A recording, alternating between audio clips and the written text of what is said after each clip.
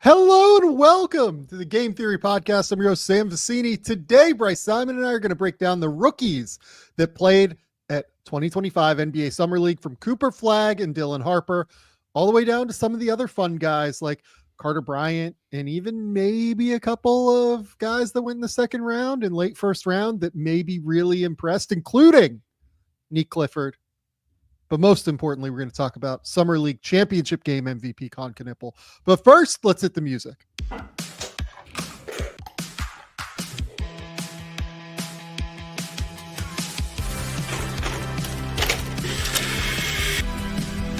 do have a timeout. Decide not to use it.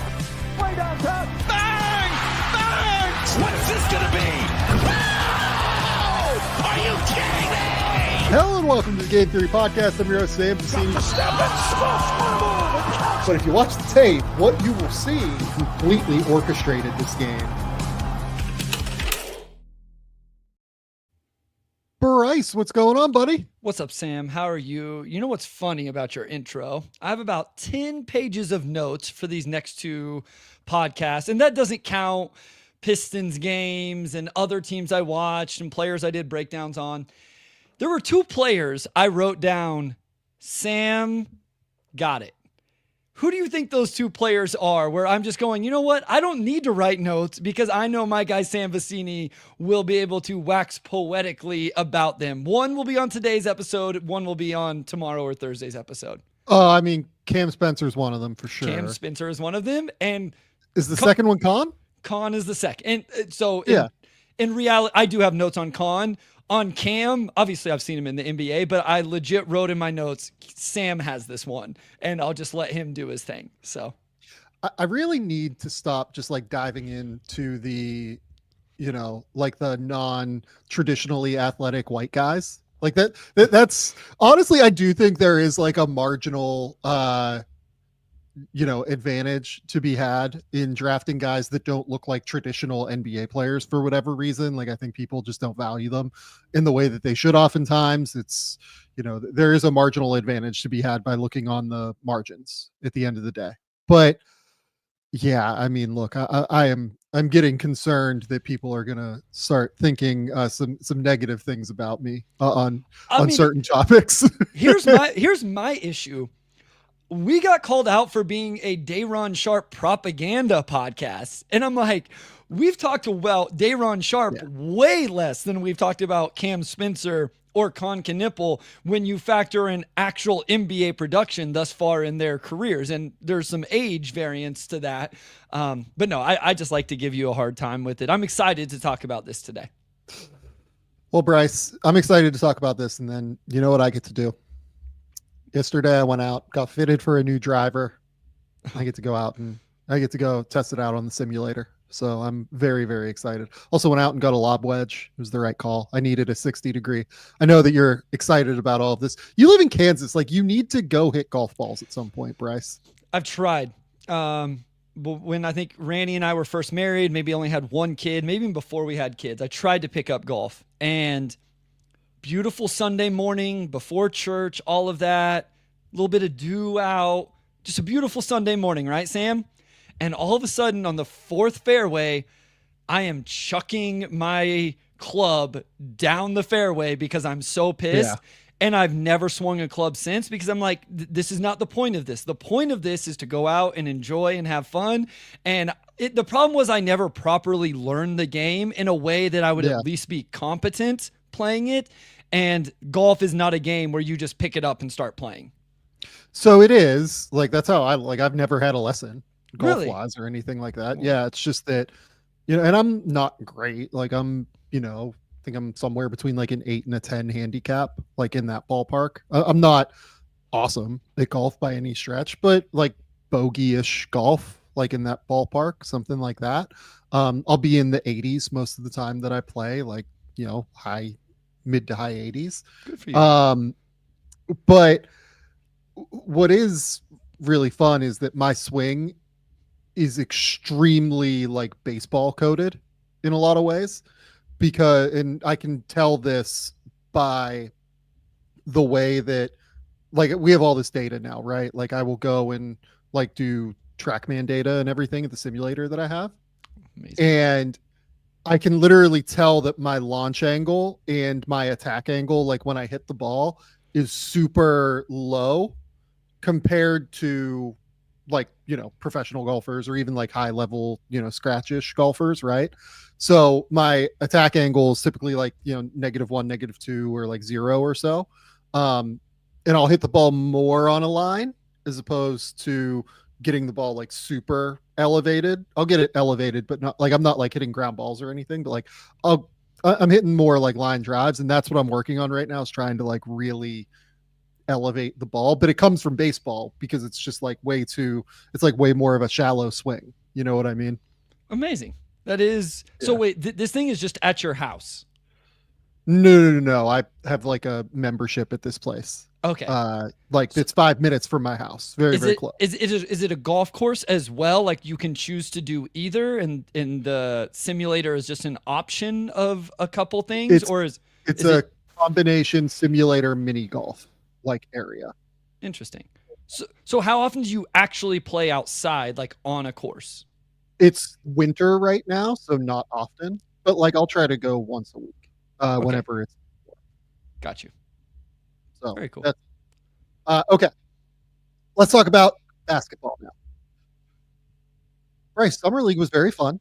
We got to see a number of different rookies play. And I want to just, again, say for the people that are wondering, I already see people in the comments asking, about Devin Carter. A question that's great. Another guy, by the way, that you could have said, Sam's got this, because God knows that I love Devin Carter. But what I think I wanted to do with this week is we're going to talk rookies first today, and then either tomorrow or the next day, I need to have a conversation with my wife, Laura, and need to figure some things out. We will talk about the veterans. Yep. We are not going to talk about guys like Devin Carter. I see Deron Holmes in the comments. I see Ron Holland in the comments. Listen, guys, you came to the right spot, just the wrong day, because I will wax poetically about Ron Holmes the second for as long as you guys want, and I have the full Ron Holland breakdown as well. So come back tomorrow or Thursday. Well, don't leave today. Don't leave today. Stay for today and then come back again. I absolutely promise. We will talk about them. It will be tomorrow or the next day. It'll be one of the next 2 days. So what I wanted to do was talk about the rookies today.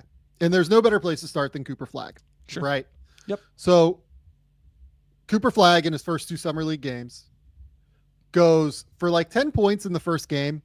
Wasn't like, I don't know. I'm like hesitant to say he wasn't great. I would say he didn't shoot the ball great. I would more agree. than anything in that game. Yep. Then the second game, things get figured out. And I don't want to say he dominates, but like he plays exceptionally well. Looks like every bit the superstar that we thought. He has 31 points, gets to the line 13 times, 4 rebounds, 2 turnovers. Was everything that we want. And the other thing I will note is he was playing on this Dallas Summer League team that was like just an abomination. Look, I get it that Dallas is like laden with vets, and I feel like the agency world probably did not want to place guys in Dallas because they have pretty damn close to a full roster, and their guys like don't really get a chance to play on 2 ways, right? So I think that they probably were not like the first pick for where to place like the high end undrafted guys, right? Sure. But man, can we do just like a little bit better outside of Ryan Nembhard building this team? Nembhard was great. Like that's a perfect guy to get for them. They did an amazing job with him, and he looks like a real 2-way that, I think he's probably going to be like a third guard, but a 2-way that could be like really valuable for them. We need to do like a little bit better next time of building out a Summer League team that makes sense.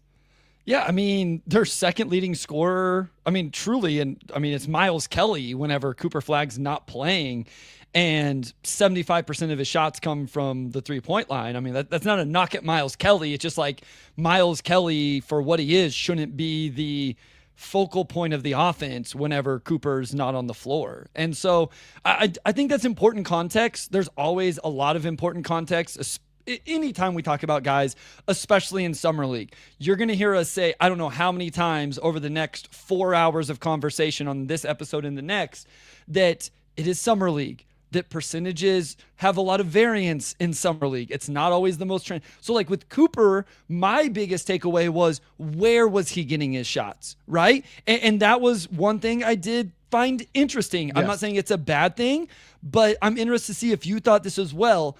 If I had to say Cooper Flagg wants to get to quote unquote his spot, right now his spot to me looks like anywhere in the mid-range off the dribble. Yeah, I would have said like elbows. Yeah. I mean, like I have one in my mind that's like on the baseline, but that was probably the minority. But operate in the middle of the floor, get to an elbow, shoot a mid-range pull-up. I'm not saying that's bad. That was just one of my first takeaways when I watched him and then went back and rewatched again. So this is where the context I think is important for me, because he played with Jamarion Sharp and Moussa Cisse, right? Yeah. In that second game, they played against San Antonio. Those two played 29 minutes, right? So they played, I felt like most of Cooper's minutes were with those guys on the court. How many shots do you think those two guys combined took in the second game? Cisse and Jamarion Sharp. And so Sharp? 7'5" kid from Western Kentucky. Yeah. 7-footer from Memphis and Oklahoma State and a couple other places. Combined shots, I'll say 5. They took 0 shots in the second game. Combined. And they just took up space in the middle. And that's literally all they did. Like they literally just took up that space on the interior because they definitely can't shoot. So when you say that, oh, like everything Cooper was getting was in the mid-range, I think a big part of it was that's kind of where he had to go because the help was just right there at the rim every single time, helping off of Jamarion Sharp or Moussa Cisse, right? Yeah. So I say that to say that, yes, he absolutely lived in the mid-range, but I didn't think he had any problems getting to his spots. I would agree. Like, I thought that I thought he overpowered everybody at Summer League. Like, people said, like, Bronny James did a good job on the block against him. I was like, guys, like, he just moved Bronny James back every single time. It's just that there was a help guy at the rim. Like, he had no problem just, like, immediately pushing Bronny back. I thought Bazley did, like, okay on him in the first game, but there was never a point where I thought Cooper looked like he wasn't getting what he was trying to get to. And I thought he was super high level in terms of being able to get to the spots he wanted. And I thought he was super high level in terms of being able to create the shots that were available. Well, I think the thing I came away most impressed was his passing. I thought he was making very quick decisions. And yeah, I mean, he had Nembhard out there who orchestrated the offense at times, but a lot of possessions I feel like started with the ball in Cooper Flagg's hands. And so then my thought process was like, how much are we going to see this with the actual Dallas Mavericks to start 25-26 or throughout the season, especially until Kyrie Irving gets back? And so I came away very impressed with his passing and, you know, that role. I'm interested to see his ability to like create separation and advantages in that role. I almost found myself, not that I thought he looked bad at all. I almost found myself just going sometimes, man, I wonder what he'd look like off the ball. I want to see the all-around package of like him running in transition, him baseline cutting, him being. That's the other thing I wanted to bring up. Yeah, I feel like we missed 50% of what makes him good on the offensive end, Sam. The whole thing with Cooper to me is that Cooper is amazing as this off-ball scorer, right? He is great at cutting. He is a great offensive rebounder. He is a great transition player. And we saw the transition stuff, I thought, to some extent for sure. I thought that he was so tasked with playing on the ball because the rest of their summer league team was just not good. I mean, God, Bryce, he scored 31 of their 69 points in the second game. Like, what are we doing? what are we doing? And like people will bring up, like I see people in the comments bringing up like Carter Bryant did well against him in the second game. I would agree. I think that's more of a statement on Carter Bryant than it is on Cooper Flagg. And we'll talk about Carter literally like next. I thought Carter did a great job, but to be honest with you, Carter did I didn't think Cooper felt bothered by Carter Bryant. Like he was able to get past him in transition. Like Carter would pick him up full court and he had no problem using his frame, using his body, keeping Carter on his backside and on his hip, and then getting to the rim. Carter got him once at the rim, blocking a shot that I thought was super impressive, getting back in recovery. But he absolutely was trying to get Carter Bryant switched off of him. That was a reality because Carter was annoying the absolute shit out of him. And that's a credit to Carter. It's not a demerit to Cooper. I thought Carter was incredible defensively at Summer League. I thought he was the best player defensively I saw at Summer League, but we'll talk about that in a second. Man, I just didn't see anything that made me question Cooper in any way, shape, or form. In this, it's Summer League at all. I thought he got to his spots in the mid-range. The shot didn't look great. I think the pull-up jumper particularly will probably take a minute, but there is nothing that I'm worried about with Cooper based off of what we saw at Summer League. This dude looks like an absolute superstar to me. Yeah, I land the same spot. Like we evaluate him at a different level in the same way we will with like Dylan Harper. And so there weren't concerns. There was just like, I also felt like he looked better as an off the ball defender than on the ball defender, but I think we knew that going in as well, right? Like that was something we talked about with his defense. Not getting to see the off the ball offense was frustrating, even though it was fun seeing play on the ball. So listen, I don't come out of this with any concerns in the same way that you don't. I realize there's certain possessions and stuff that you can pick up. The one game where he shot bad, but guys, like everything you see, the shooting percentages are like the least translatable if you just want to look at box score stat of just about anything from Summer League to a player's rookie season. And so and that's going to go both ways because we're going to talk about guys that shot like 60% from three, in Summer League. And it's like, well, yeah, of course, if they do that in their rookie season, they're going to be rookie of the year. So we'll see what it looks like with Cooper. And like you said, especially a team like there was some teams that it's just like the team construct or the style of play, I think is definitely an important context. Like anytime the Raptors played Sam, I was like, okay, this is really it because their style of play for Summer League was so fascinating because they were so aggressive defensively. And then some teams just straight up had more talent than other teams. I mean, so like there's all these little nuances that go with it. So yeah, two additional notes here. Defensively, I agree with you. I thought Cooper looked way better off the ball defensively than on the ball. He still has like that hunch a little bit on the ball defensively, and I think it's going to take him a little bit more time than people think on the ball to be like a true impact defender. Off the ball, he's going to make an impact. That dude flies around. Yes. He blocks shots. He is consistently available and help. He had 4 stocks in the first game. Like you're going to see that from him. I'm not worried about it. The on the ball stuff, I think will take a minute with him. Not that he's going to be terrible on the ball. Like I think he's probably going to be like a borderline average on ball defender in the NBA to start his career, but it's not going to be like super high level difference maker immediately. Yep. Second thing, over under on Cooper shaving his facial hair. I really don't like it. It looks like a shady car salesman. He should go clean cut until the full beard comes in from Itachio or Itachio, El Tachio, whatever that letter is at the front there. I love this comment. The number of people I made comments to about the Cooper Flagg Summer League goatee, facial hair, like, evil empire goatee, very, very many. We gotta take a look at the facial hair Cooper.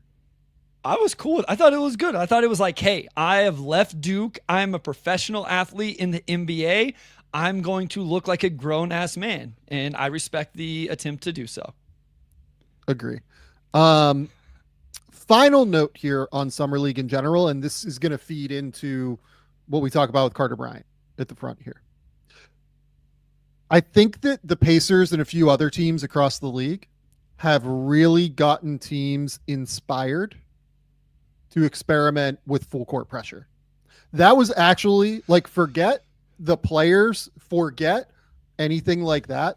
My biggest single summer league takeaway is that very clearly NBA teams are really interested in experimenting with full court pressure and forcing teams to start their offense later in the shot clock and thus trying to diminish their efficiency.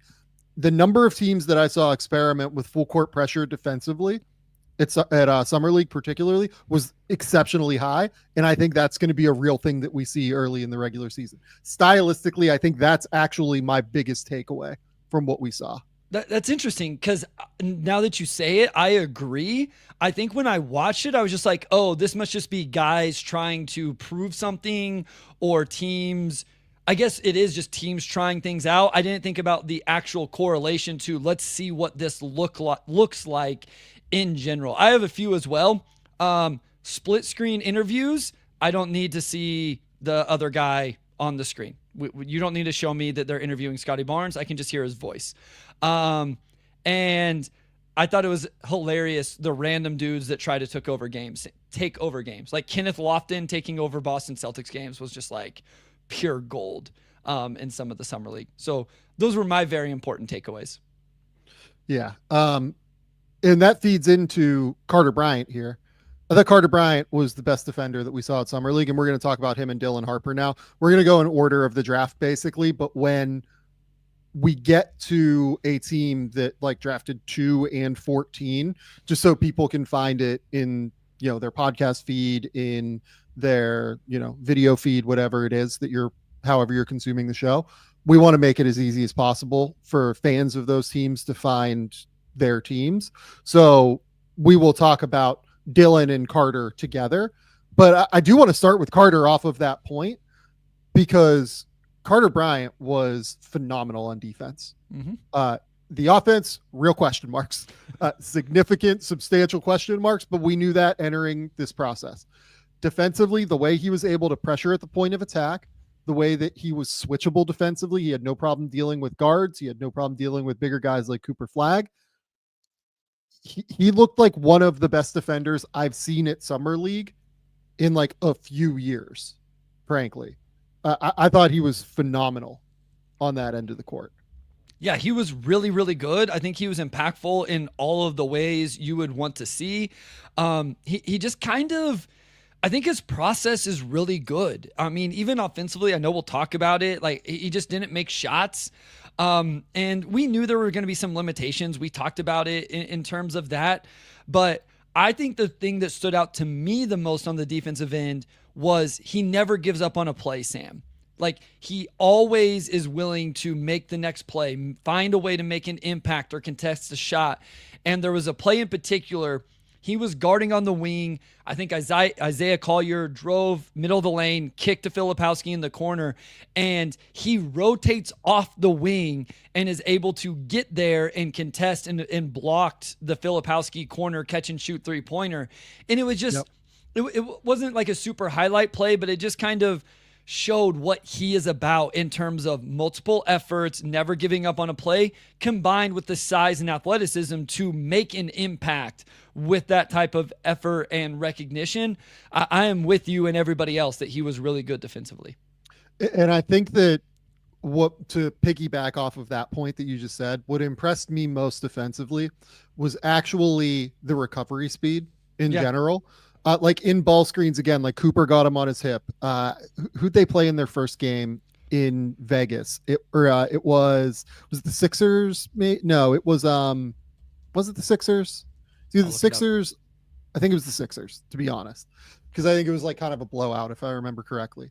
But yeah, Sixers. Like they had him bothering the shit out of everybody at the point of attack, and then there'd be times where like the ball handler, whoever it would be it Judah Mintz or whatever, would get him on his hip.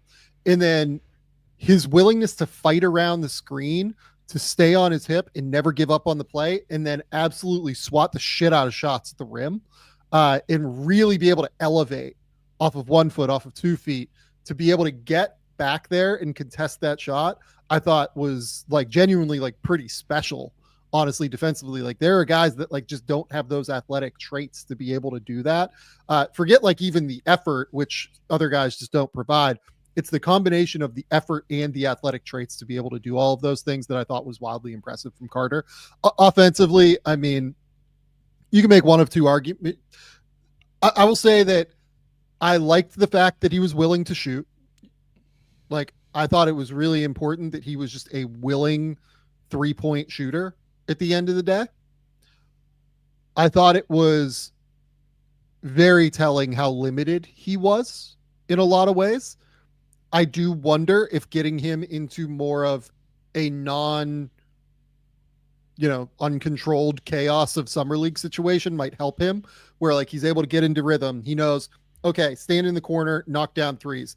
If I have to relocate up to the wing, catch and shoot three, he's going to shoot it at some point. It's just like, I wonder if not knowing where the shots were coming from was kind of, an issue there maybe. Yeah, I mean, this is a guy that, to remind people, like came off the bench last year as a freshman in college, and then he goes into summer league and he's taking the third most field goal attempts on his team. And it not that it was a lot, but when you just talk about what his, role is or his position is in the pecking order, maybe it was a little bit more than what he was ready for. Obviously, he was a high-level high school guy, so it's not like he's never done it. But I also want to quickly make the point. I know this isn't what we're doing right now. That defense is like super scary in San Antonio with what they could be putting together between a trio of Steph Castle, Carter Bryant, and Victor Wembanyama. Like that's really, really scary and stuff. Sohan. Yeah, Sohan, and like I think Dylan Harper. Like again, we don't have to get into it right now. It's just like everybody always talks about Victor. They're putting other guys around him that he's not just going to cover for. They're going to make it even better. Offensively, it was limited. We knew it was going to be limited. I had in my pre-draft notes, like, I think he can shoot. I think he's going to shoot. I think he moves the ball well. I had real questions about his ability to put the ball on the deck. And, that's going to show up. I don't think he's going to be asked to do that, to your point, a whole lot early in his career. Stay in the corner, cut at the right time, go offensive rebound at the right time, knock down corner catch and shoot threes, defend your ass off, and then run in transition and do it again. I have plenty of confidence that Carter Bryant's going to be able to do that. I think that what I would be just like 10% worried about with Carter Bryant this year. I'm not saying in the future. Like I think Carter's going to be a really good NBA player, especially on defense. They really don't have a lot of shooters on their team. Like Steph Castle, questionable shooter. Jeremy Sohan, questionable shooter. I think Carter is probably going to be a bit of a questionable shooter this year at the very least. Like it was low volume in college, did make them, but obviously this summer league didn't make them. Like it might not be super sweet unless he's wide open from three. I just worry that he might end up being the odd man out in terms of their rotation, being a rookie, being that Jeremy Sohan has established himself there a little bit more. Steph Castle is there already. It could be a situation where it's a very slow build for Carter Bryant. And I just would tell Spurs fans, like, don't get discouraged by that. It's more of a positive for where your team is. It's a champagne problem to have, that you might have to play Champagne over Carter Bryant because he can shoot the ball and Carter might be a little bit more of a questionable shooter and you need that shooting.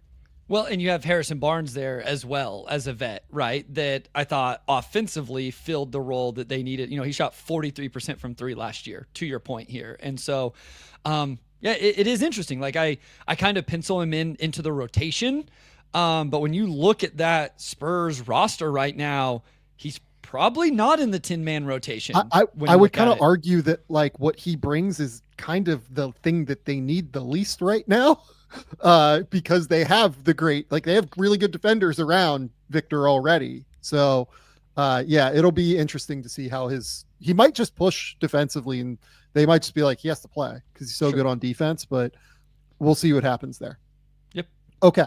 Dylan Harper is the other guy. By the way, Dylan Harper, I really liked him on defense. I thought that utilizing him as like a pressure point of attack defender in the backcourt was really impressive. That's something that he's always kind of gotten underrated for, I think, to be honest with you, Bryce. I've always thought that Dylan was like a pretty strong point of attack defender when he wanted to be. Like you watch him in like USA basketball stuff, like that dude like really got after it on defense. I would not be surprised if you see him do a lot of that this year in San Antonio. But I think the more important thing is the offense. What did you think of Dylan's offense in Summer League? Yeah, I'm with you on the defensive side as well. I remember going back to the offseason before this thing really got going, and we talked about how a lot of guys at the top of the draft weren't these just offensive guys. We thought they'd at least be neutral defensively. Obviously, Dylan has the build to be good on that end. I continue, like, just watching him play. He plays with a fluidity and a pace that I just enjoy, Sam. So, like, I think I have a feeling I'm going to end up just, like, never being able to quit Dylan Harper now that I'm in on it. And, I mean, I have no reason to think he's not going to be successful, but I love the nuance that he plays with. I don't think he gets enough credit for that aspect of his game.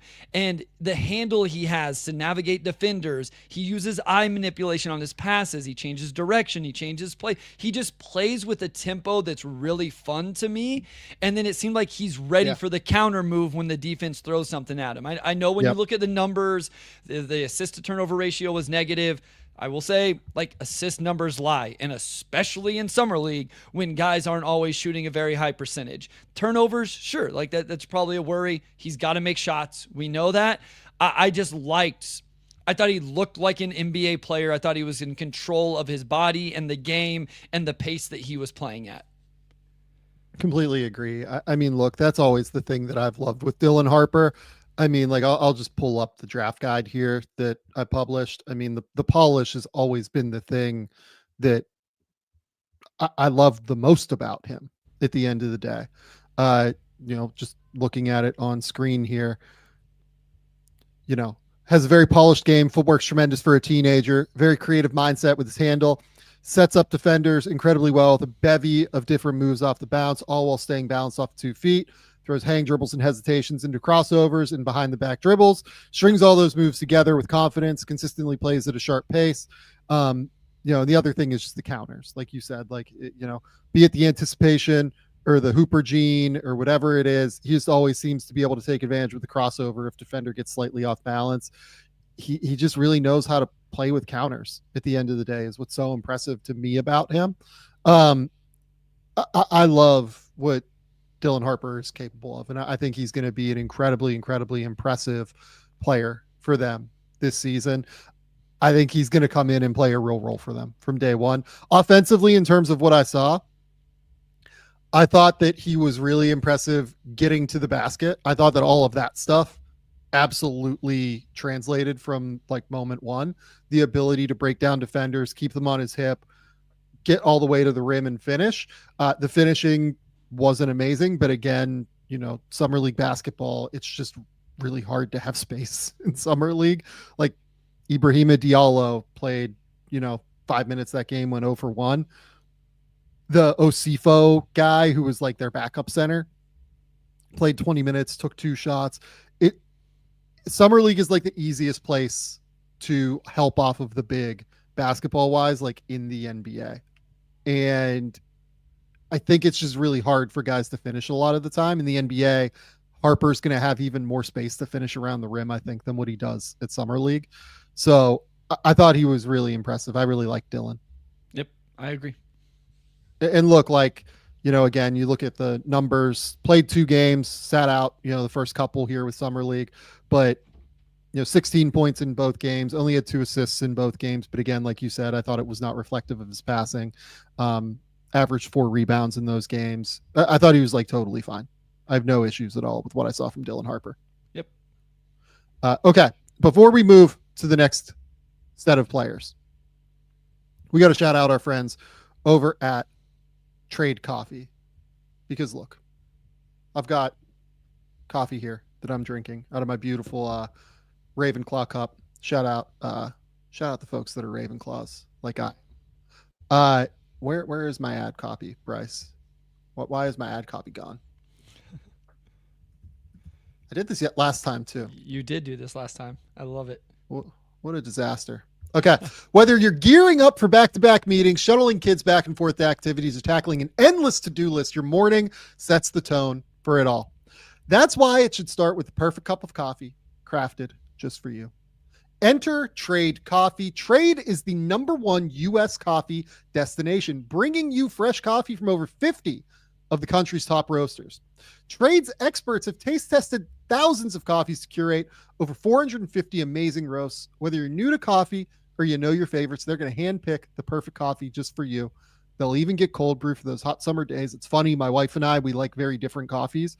I will like the ones that have more of like a caramelly, texture and taste on the back end. Right now she's drinking a coffee that is like more of like a berry infused coffee. So everyone has their tastes, and Trade is going to help you find the kind of taste that you want in a coffee. You just take their quiz, and in under a minute, they'll match you with your perfect coffee. And if that first bag isn't quite right, they're going to replace it for free until they nail it. Trade's prices are on par with grocery store brands, but the quality is next level. Plus, you're supporting local roasters. It is a win-win for everybody. Right now, Trade is exclusively offering our listeners 50% off your 1-month trial at drinktrade.com/game. That's drinktrade.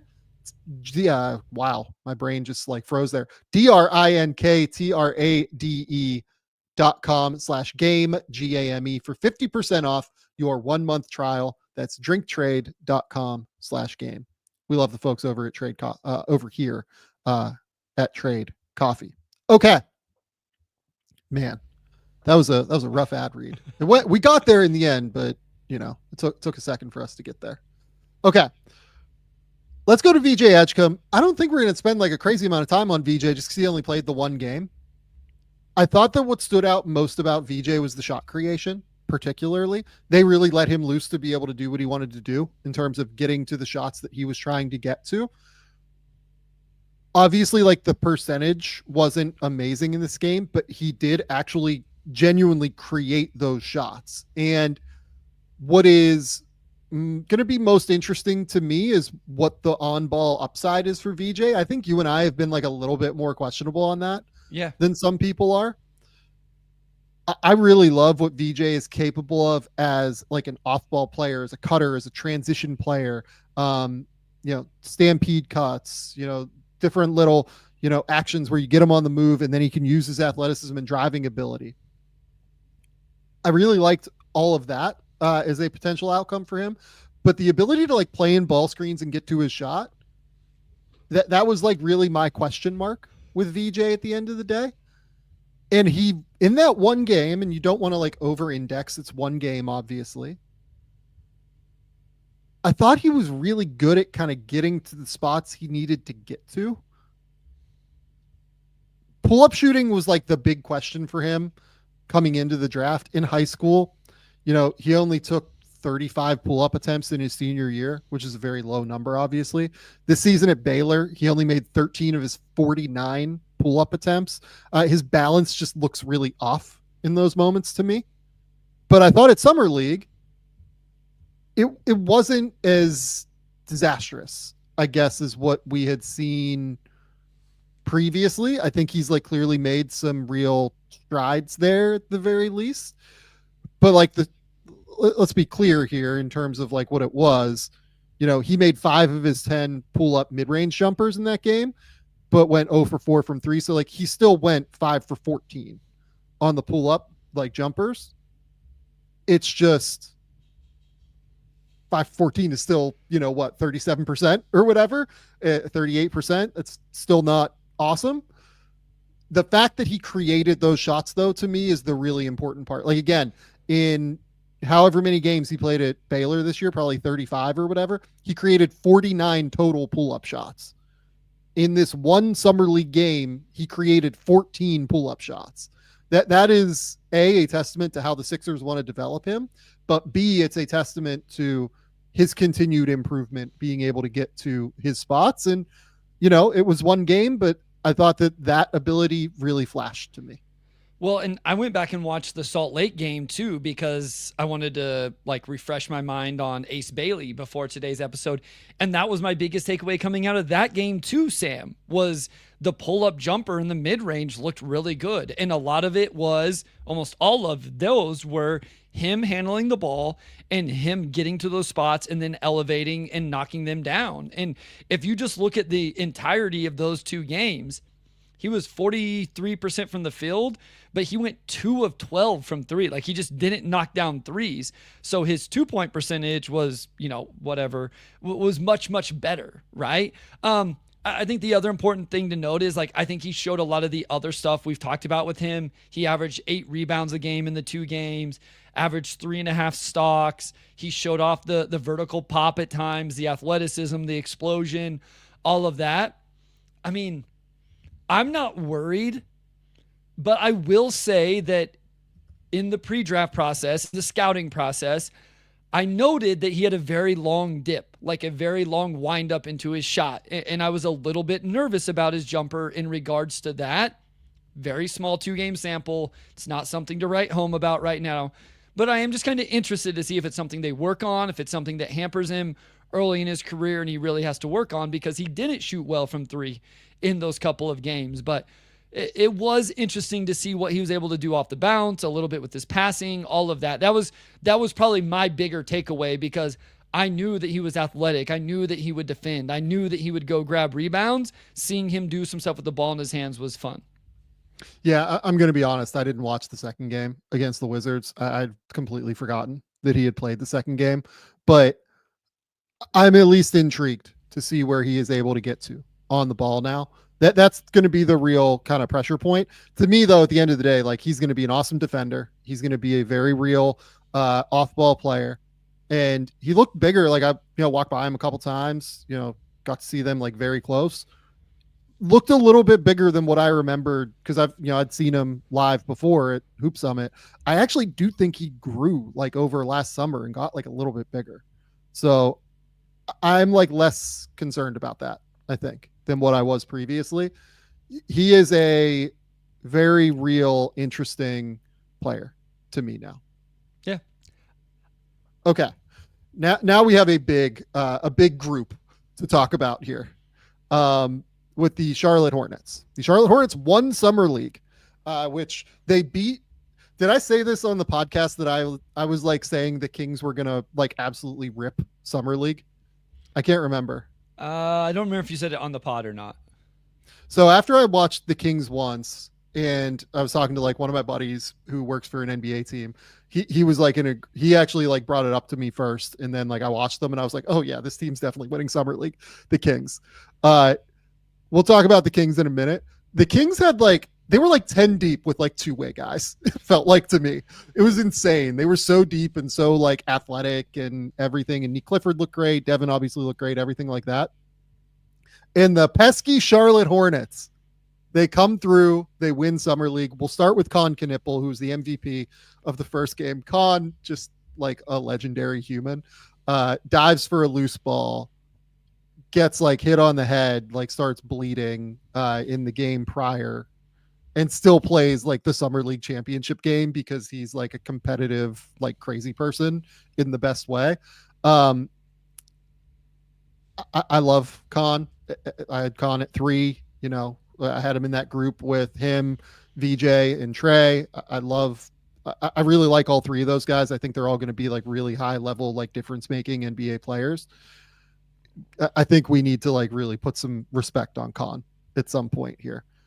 Every single thing that this dude did at Summer League, despite the fact that he came in with like kind of an ankle that wasn't 100%, was phenomenal. He was absolutely terrific. I thought 21 in the final, 19 against the Spurs. And by the way, I mean, I don't know if you felt this way, but I thought that he dealt better with Carter Bryant's pressure than kind of anybody else did.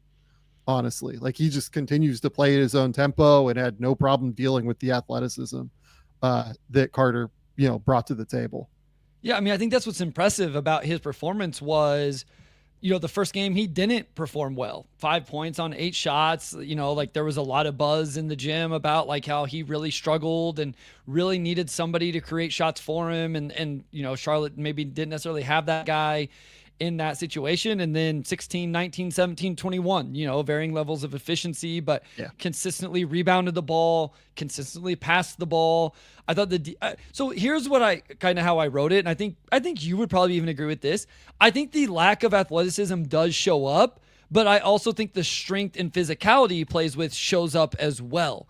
And you can kind of see how he is able to combat like not being the biggest vertical pop guy or most explosive or whatever. And I was watching that championship game and it was like, that's what he uses to navigate ball screens. Like Sacramento's trying to run him into ball screens. And then instead of being like this super quick, twitchy over the top, he just gets up in you and he puts his chest on you and then he physicals his way over the top of the screen. And that's how he's going to win defensively. And that's how we've said he was going to win defensively along with his processing. He showed some of the ability to do stuff off the bounce, something we've talked about. But at the end of the day, like the shot looks just as real as ever, and just being that play finisher and being a connector and then a play finisher. And I don't mean like at the rim necessarily, but when a play finisher, like swing, he's in the corner, knock down a shot, or he can be the first swing guy or whatever. Like that's just a really nice role that Charlotte is adding to the rotation now. And forget even just like the swing passes. I thought he was really good as a pick and roll playmaker. Sure. Yeah. Too. Like consistently found his open teammates, consistently made timely passes. Like he didn't over dribble. He didn't overstay his welcome. Maybe a little bit in the last game against the Kings. Like he had a couple of moments where I was like, okay, maybe, he is really out here doing a lot.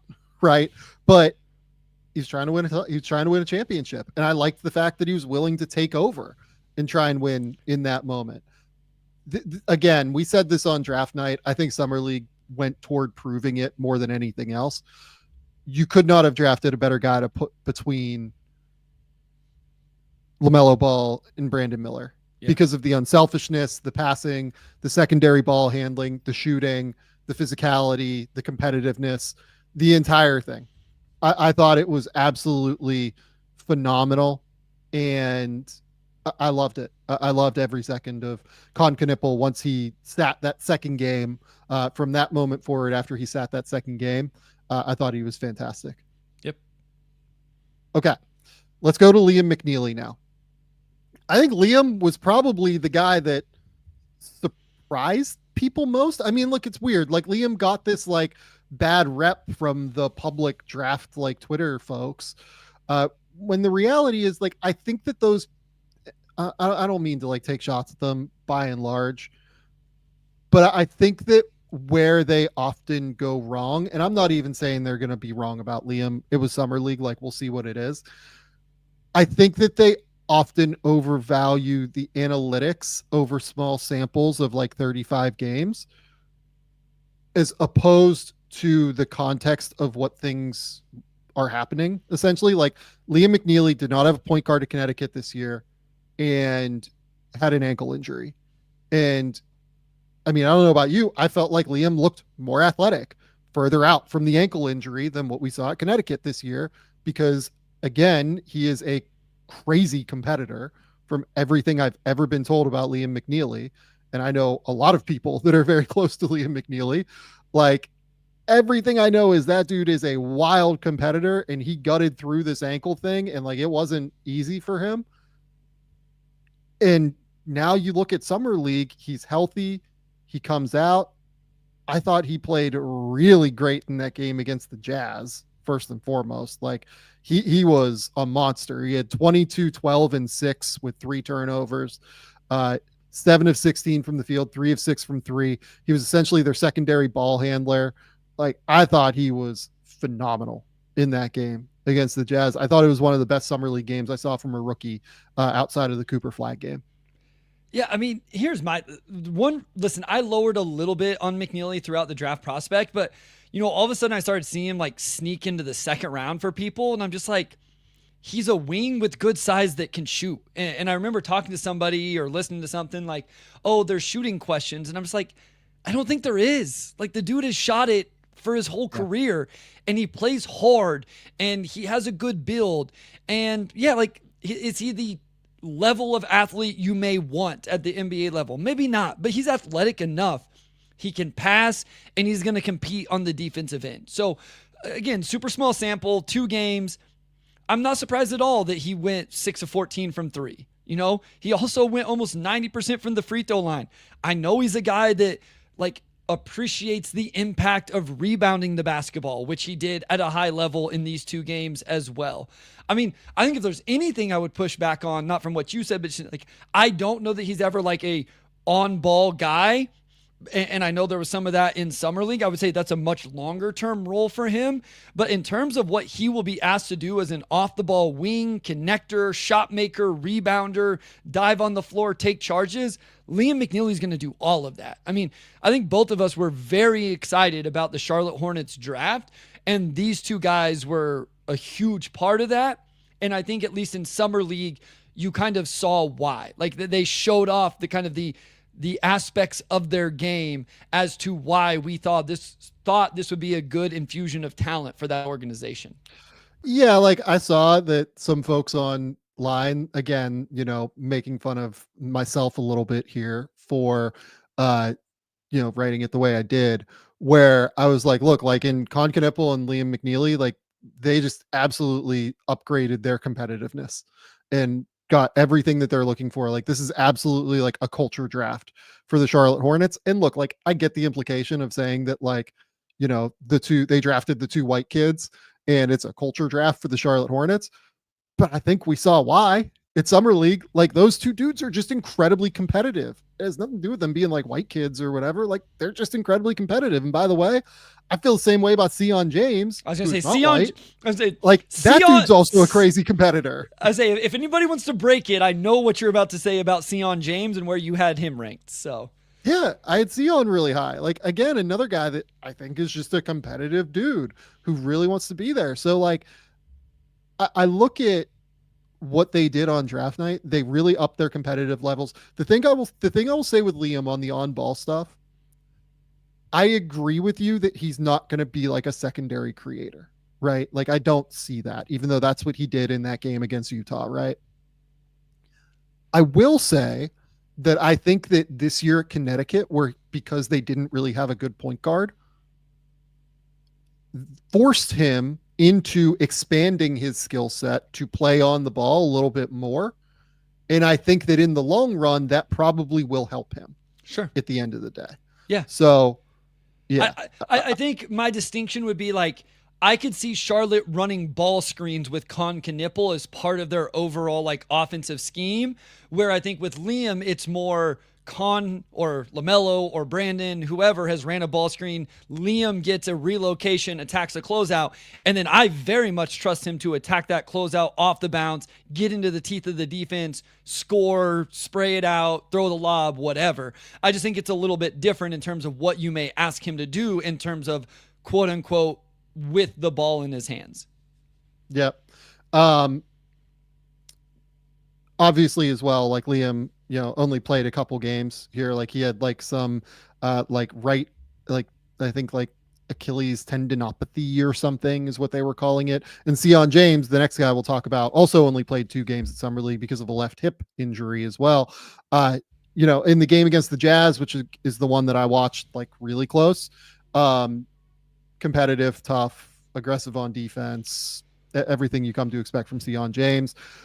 Wouldn't blow my mind if he like carves his way into like a 700-minute role this season with the Hornets. Like, I'm not sitting here saying he's going to be an every night rotation player, but I think that he really could play some minutes for them this year and like kind of eat up some value as like an on-ball defender who is tough and physical and makes good decisions. Yeah, it's going to be interesting to see how their roster kind of plays out. They just have so many players on their roster right now. But yeah, I mean, it's the things we've talked about with Sion James in terms of the defense, and then offensively, you know, you got to make shots and provide something that way, but we know he's going to get after it on the defensive end. Yep. And by the way, they have currently a substantial number of players on their roster. I mean, if I counted right, it's 16 plus all 3 two-ways, and that's not counting the 2 second-round picks in Kalkbrenner and James. Yeah, they're at 18 contracts right now. My guess is that, like, okay, Pat Connaughton, that's an easy, potential buyout. And I believe that Daquan Jeffries non-guaranteed is also not guaranteed. So correct. Like that's 2 guys right there. Yep. But I mean, Diabate you have to keep because he's actually good. I'll be interested to see who the last guy is, basically. Yeah. You know what I mean? Yep. Like they just have a lot of bodies there right now. And the final body is Kalkbrenner. Yep. I thought Ryan Kalkbrenner did everything that we expected to see Ryan Kalkbrenner do at Summer League as a 23-year-old center who was coming in and has a long track record of defensive success, consistently rolled to the rim hard, made the occasional 3 here and there. I'll be interested to see how it translates to the NBA. I thought that like his movement skills looked okay on this level. I wouldn't say that they looked like particularly elite, but I am intrigued to see what Ryan Kalkbrenner is. He's just a really smart player at the end of the day that I buy into being good. I thought he was great in the final against the Kings. I thought he was just like absolutely fantastic in that game. Took his opportunities really well, consistently finished at the rim, was solid defensively. And I actually liked the game against the Jazz too, that first game. It wasn't quite as impactful statistically, but I thought he was really, really good.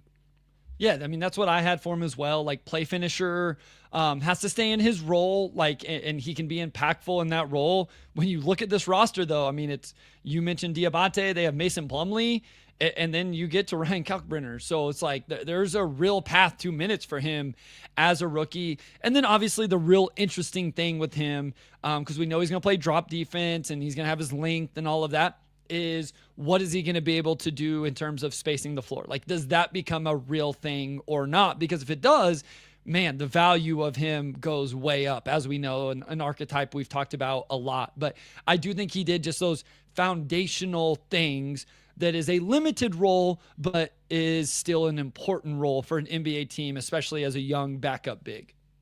Yeah, and look, like my read on him has always been like it's Luke Cornetti, right? It's not, I don't see him as like a long-term starting center. I've talked about on the show before that if you look through the NBA right now, I don't think there's a starting center outside of Charlotte, weirdly, because Charlotte is, I mean, if they start Diabate, then this changes, but I believe that there is no starting center in the NBA right now that played more than 2 years pre-draft, basically. Yeah. Got you. Jakob Poeltl was 2 years at Utah. Kristaps was 2 years overseas, if I remember correctly, pre-draft. But then you look across, like it's what was the physical. I think he was 1 and done, if I remember overseas, maybe 2, but I think he was 1. Like it is. We try to get these guys with the crazy physical tools into our scheme early, and then we figure it out. You know what I mean? So Kalkbrenner there are a lot of backups that are multi-year college guys, like real multi-year college guys, like 3, 4, 5 years. It's the starting guys that tend to just have the elite, like crazy physical tools. And Kalkbrenner is not one of those guys. Yeah. Okay. Let's go now to the Utah Jazz. So we have Ace Bailey, who like barely played at Summer League. Didn't play in Vegas at the very least. I don't think I saw him in Vegas. No, I think that's right. I think that's right. Yep. Yeah. Did play a couple of games against the Grizzlies and Sixers in whatever was it California or Utah? No, it was Utah. They were Utah. Yeah, they were Salt Lake. I'm an idiot. Really struggled in the first game. I thought he was like actively pretty bad in the Sixers game. Was much better in the Grizzlies game, I thought. Actually passed the ball, like didn't just kind of shoot the ball every single time he touched it. We will talk a lot more about the Jazz tomorrow or the next day, whenever we record, because they have a lot of bodies to talk through. But obviously Utah does have Ace Bailey and Walter Clayton here that we will discuss. What was your thought on Ace Bailey in the 2 games that we saw him play in Utah? Yeah, I mean, it's a lot of what we thought it was going to be. The shot diet can be difficult with him whenever he's in that mode and he's trying to do stuff off the bounce. In the Sixers game, like the couple of makes that look good were both off the ball. And he looked comfortable and fluid knocking him down. One was, I think he ran in transition, got a corner catch and shoot. Another one was, I believe, a designed action ATO, came off a screen to the middle of the floor, mid-range, knocked it down. One reason, something we talked about, maybe liking him in Utah, is what Will Hardy would do with him in that offense, coming off screens, movement, guys creating, Isaiah Collier creating for him. I hope that's his role because I think that's where he'll find early success scoring the basketball. I thought his hips defensively looked high, and that led to poor screen navigation. He still flashed the defensive disruption, on-ball recovery, some of that stuff. And I do think he has the potential to make an impact on the boards. He had 7 rebounds in each of those games. I think that the rebounding was a really critical thing. I'm glad you brought that up. The second thing I will bring up is, I said this pre-draft, and I still feel this way. Utah is genuinely the best place he could have gone, I think, because they will play him off the ball and they will have him kind of figure out what his best, ability to actually impact the game in a winning manner can be by playing off of the ball more consistently. They will run real actions for him. They will try and get him loose in that manner, and then let him take 2 dribbles and get to the basket off of a heavy closeout, or just catch and shoot, right? These are the things that I think he can do at a solid level. It's why I think that the floor for Ace Bailey is like higher than what some people do. And it's why, even though I'm like a little bit skeptical of him, I still had him at number 6, because I think the floor is like non-catastrophic at the end of the day, because he is so capable of knocking down shots off the catch and being an athlete on defense. The high hips worry me in terms of the real shot creation. And I think we saw some real concerns there at the end of the day. But I do think that if you limit his scope for freelancing, you will see him thrive in a bit more of a diminished role. And then that's not to say that he can't improve the on-ball game. He can't improve things, but get him on the court early and like get him experience seeing what the speed of the game looks like. And then like year 2, year 3, we start adding and adding and adding to his game. I agree. I would love to see that progress or that progression from Ace Bailey, where 75% of his stuff comes off the ball. And it doesn't even have to just be, I think when we say off the ball, a lot of times people may think just catch and shoot. Like it can even be zoom actions or whatever, right? Like totally. Just where it starts off the ball, you create an advantage for him and then let him go to work. And then next year at Vegas, if you want to play him 2 games and let him just like, hey, play ISO Joe ball here and let's see what you can do. Great. Like let's see how you've worked on your game in that way. But I hope they keep it simple for him this rookie season. And then Walter Clayton, any strong thoughts on Walt? Yeah, like I thought defensive intensity was nice. He like had a mid-range pull-up block on Justin Edwards in the game I saw or watched. Like that's the stuff I really watch for a smaller guard on the defensive end. Yeah, like where are you at on the Walter Clayton like on ball stuff? Because I still look at him as like an off the ball shot maker more than like an on ball like point guard type of player. I'm in the middle. Okay. I think part of what makes Walter Clayton so special, and I talked about this a lot pre-draft, is that cadence he plays with. Yeah. Like the very hoppy cadence where when combined with his ability to shoot really keeps defenders off balance, right? Like he is so good at, using those rhythm dribbles, and then, oh shit, you're sitting back on your heels. I have a quick release and I can pop up from 3. Oh shit, like you're playing tight. I'm going to blow by because I'm a way better athlete than what people think. Like genuinely like football player athlete, like has some explosiveness and has some real pop and the ability to like hang in the air a little bit as well because of that explosiveness that he has. That's a little bit underrated. He is a little bit smaller. I do think that these are the guys though that tend to like exceed their, whatever they are. Right. You know what my struggle is right now, Sam? every time we talk about Walter Clayton Jr. and you express these things, I think they're all real and positive. I immediately think of Marcus Sasser with Detroit and how he hasn't been able to find his footing in that rotation. Yeah. What is the is there a difference, or is it like scheme and organization specific? Like, you know what I mean? Because like that's where my mind goes, and unfortunately, that's a little bit negative because Sasser hasn't been able to fully find his footing in the rotation with Detroit.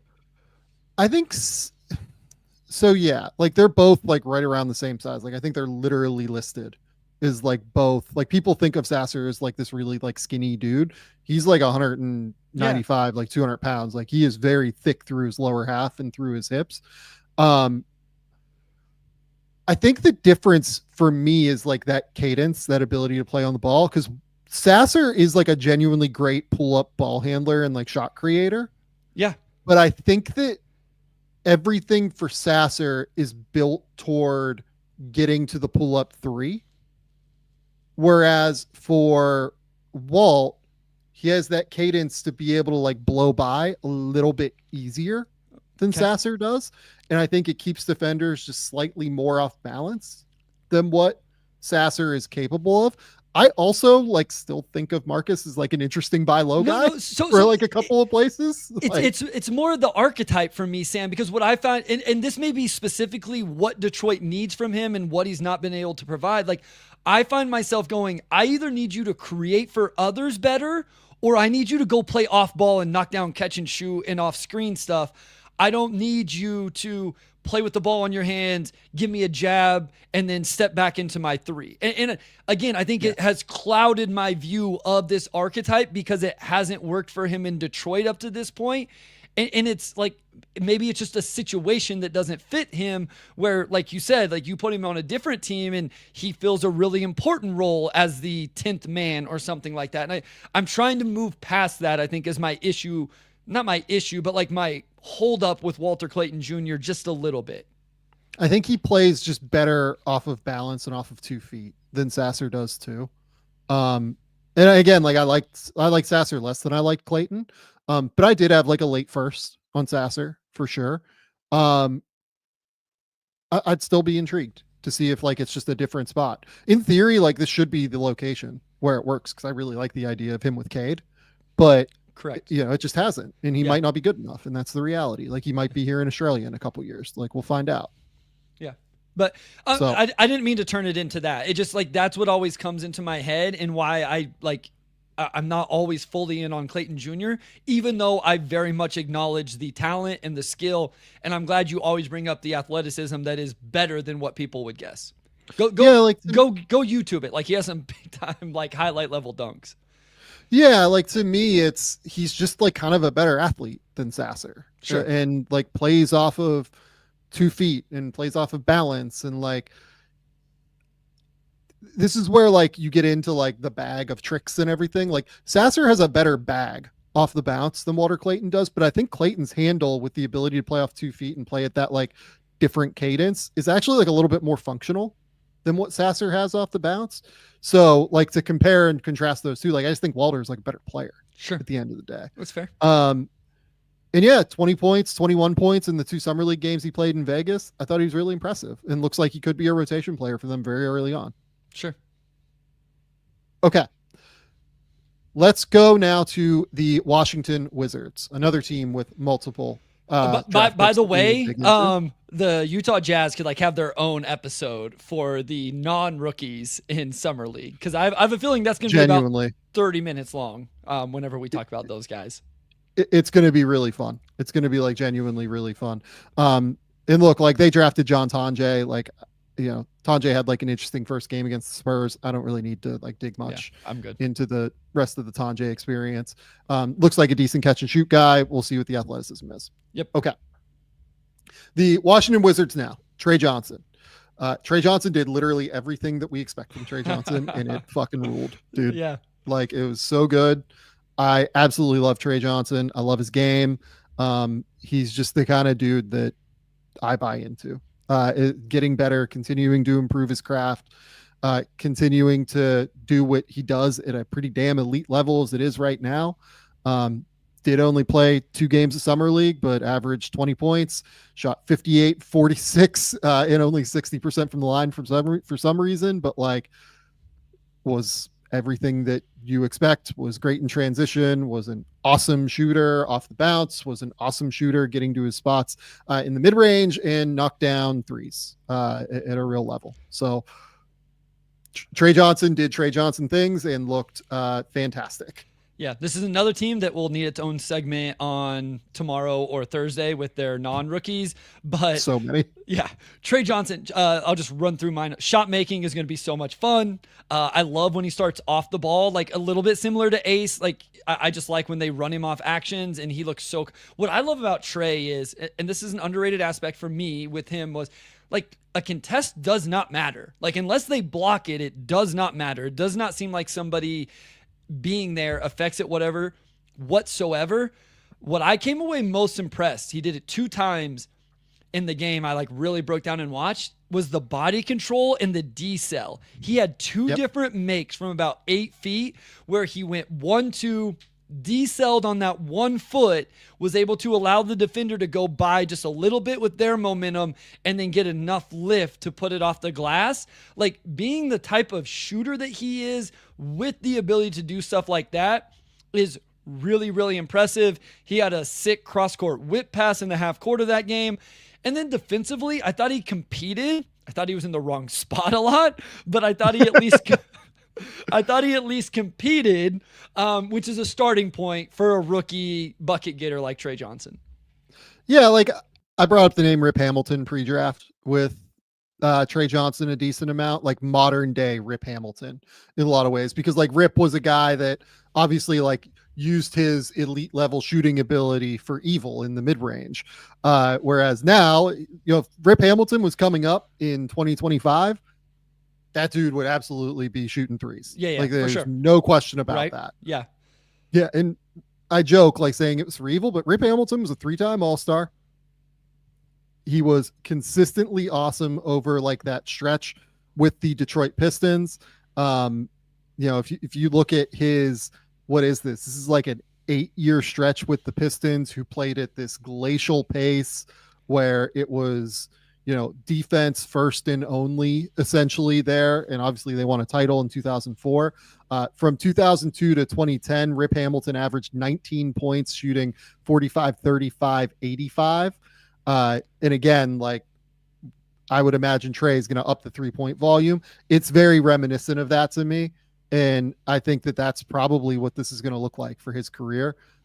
Just in a modern version of it, where he's shooting threes instead of mid-range jumpers coming off of, you know, floppy actions and, you know, any sort of like pin downs and things like that. I mean, Rip made it cool to wear the mask. Like people won't believe it. I truly wasn't a Pistons fan growing up. Like I didn't start doing Pistons stuff till 5 years ago, but like I legit like would think about breaking my nose so I could wear the mask. And then in college, I broke my nose and I got a bullshit mask that wasn't anything as cool as Rip Hamilton's. I couldn't see shit. So that went away really fast. But that's how good Rip was like he just made that wearing that mask famous. Really, really good player. It's an interesting comp, but I thought Trey was good. Yeah, I thought Trey was absolutely fantastic. Let's go to Will Riley next. Yeah. This was who I was referencing earlier with like, yeah, if they shoot 57% from 3 in their rookie season, they're going to be really good, because Will Riley in 2 games shot 57% from 3. Yeah, so I thought Will was not very impressive in the game against the Suns. I thought that he was much better in the game against the Nets. I thought he picked and chose his spots really well. I thought that we saw the ability to like get into the lane and like make a couple passes in the way that he's capable of. Yeah. I think Will Riley can play. He is, you know, he's a guy that I really jumped up late in the pre-draft process on. I ended up with him pretty close to where they took him, like 21, 22, 23, something in that ballpark. Yeah, like, you know, very skinny. I don't think he's going to play in the NBA this year, to be honest with you. I think it's going to be a lot of G League.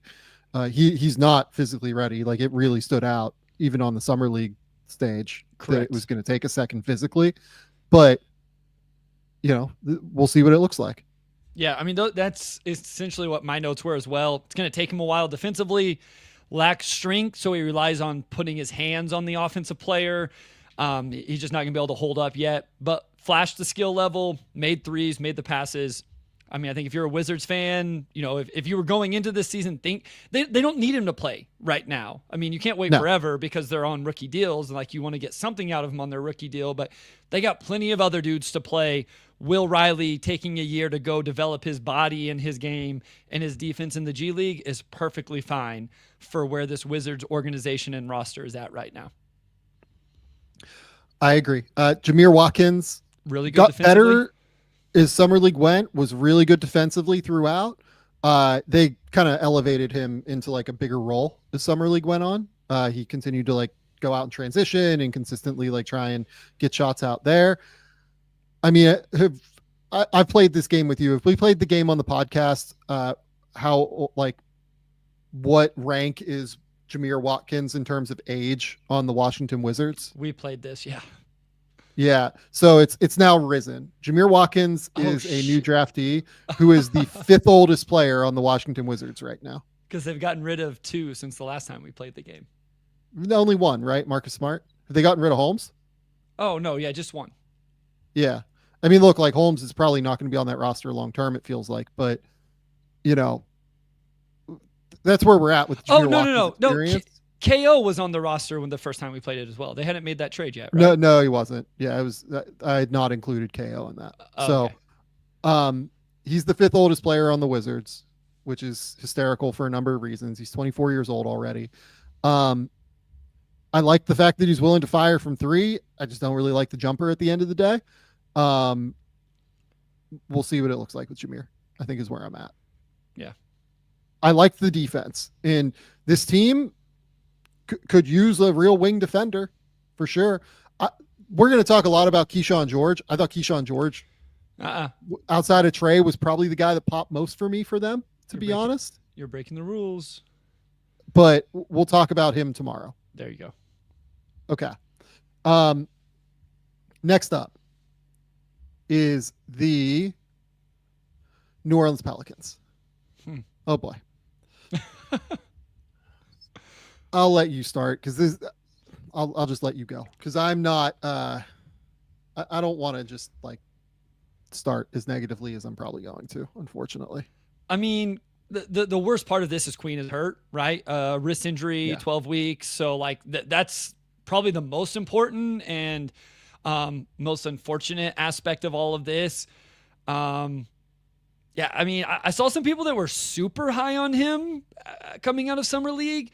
What I saw, I like. There's no NBA person. Nobody that works for an NBA team that was there is high on Derik Queen coming out of Summer League. I will tell you that. I thought what he did best and what he is known for didn't look good in Summer League, in my opinion. Like the off the dribble skill processing stuff, I didn't think looked good.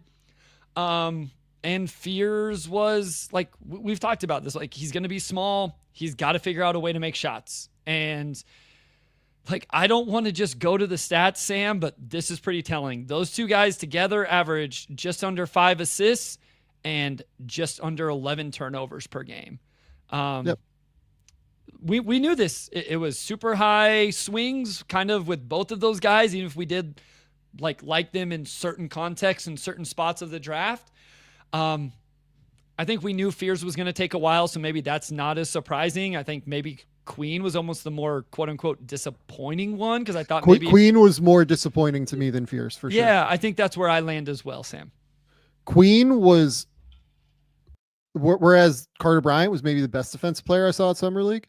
I think there's a pretty real case Queen was the worst defensive player I saw at Summer League. The north-south stuff that I mentioned in the draft guide that was like really abysmally bad was catastrophic, I thought, at Summer League. Didn't look like he was moving like super well in terms of in shape at the end of the day to me. I think that like he needs to be on top of his conditioning in a real way. I thought that his transition defense was like abhorrent. And maybe, honestly, like it could be a thing where the Pelicans coaching staff, Corey Brewer was saying all the right things publicly. I'll give him that. But like maybe they privately like weren't holding those guys accountable enough in terms of their decision making. And we'll talk about Fears too. But like, I thought Queen, his decision to just not run back in transition way too often because he looked tired or whatever it was just like kind of unacceptable to me, honestly. And I can, people want, if Derik's representation ends up calling me after this, I'm sorry. I like Derik Queen. He seemed like an unbelievable dude when I met him. Everyone who met him from front offices really liked Derik Queen. This is no comment on his like character or personality, but he needs to run back in transition. Like he can't just take plays off, and he needs to like consistently close out in a defensive stance, not just come out high and try to let these guys kind of olay him a little bit. Needs to be like really, really, really engaged and make sure he's doing the right things to me. Yeah, I mean, here's what's unfortunate with the injury for him is I feel like this is a pretty good opportunity for a rookie to improve. Like this is their first opportunity to improve because you can almost they have no idea. They have no real understanding of what they're getting into. This is their first time with a professional organization. I realize some have been like Team USA stuff or whatever, but it's just a little different. And now he's sitting out for the next 12 weeks. There's no like, hey, here's the film. Here's where teams really attacked you or took away this aspect of your offense or whatever. Let's go to the lab and work on it. He's not even going to get to do it in training camp. Like, I think this puts a real damper on his rookie season because now he's missing out on his first chance to grow and improve from game action. And so this is just going to put him behind the 8 ball a little bit in terms of his rookie season. So here's what I would counter that with. How I would hope Derik approaches this is maybe he felt that on the court, that he wasn't in the best possible shape. I would hope that he has like the awareness and the self-awareness to say, okay, like I can't work on my skill stuff while my wrist is broken. Right. Yep. Let's get in the best possible shape that I can. Sure. Like let's use this as a blessing. Let's use this injury to focus on what I have to focus on at the end of the day and just get much better and just get much better conditioned and be able to just consistently run all the time and run through games every single time he takes the court. Right. Like this isn't the end of Derik Queen's career. Hopefully he's going to be fine. I think he's probably going to be an NBA player. Right. Like, yeah, but he needs to genuinely look in the mirror and use this as a real learning moment of, I've got to do things a little bit better. Sure. Yep. I agree. Jeremiah Fears now. I'm going to be honest. That game against the Lakers was like unconscionable to me. 5 for 21. He scores 15 points, but 5 for 21, has the 3 turnovers, 0 assists. Takes 21 shots as a point guard, 0 assists. And honestly, I don't remember any high-level passes in that game that he made. Like, I thought that there was like very little there. I want to give him credit for bouncing back for that moment. I thought that particularly his game, I believe it was against the Thunder, if memory serves. Yep. Was much better. Yeah. And you saw the process start to look a little bit better for him, I thought. 6 assists. He did have the 4 turnovers. The turnovers are like a significant issue for him right now. He had 5 per game here, had at least 3 in every game. And really in the game against the Lakers, which is the one where he had 3, a lot of the shots he took were turnovers, basically.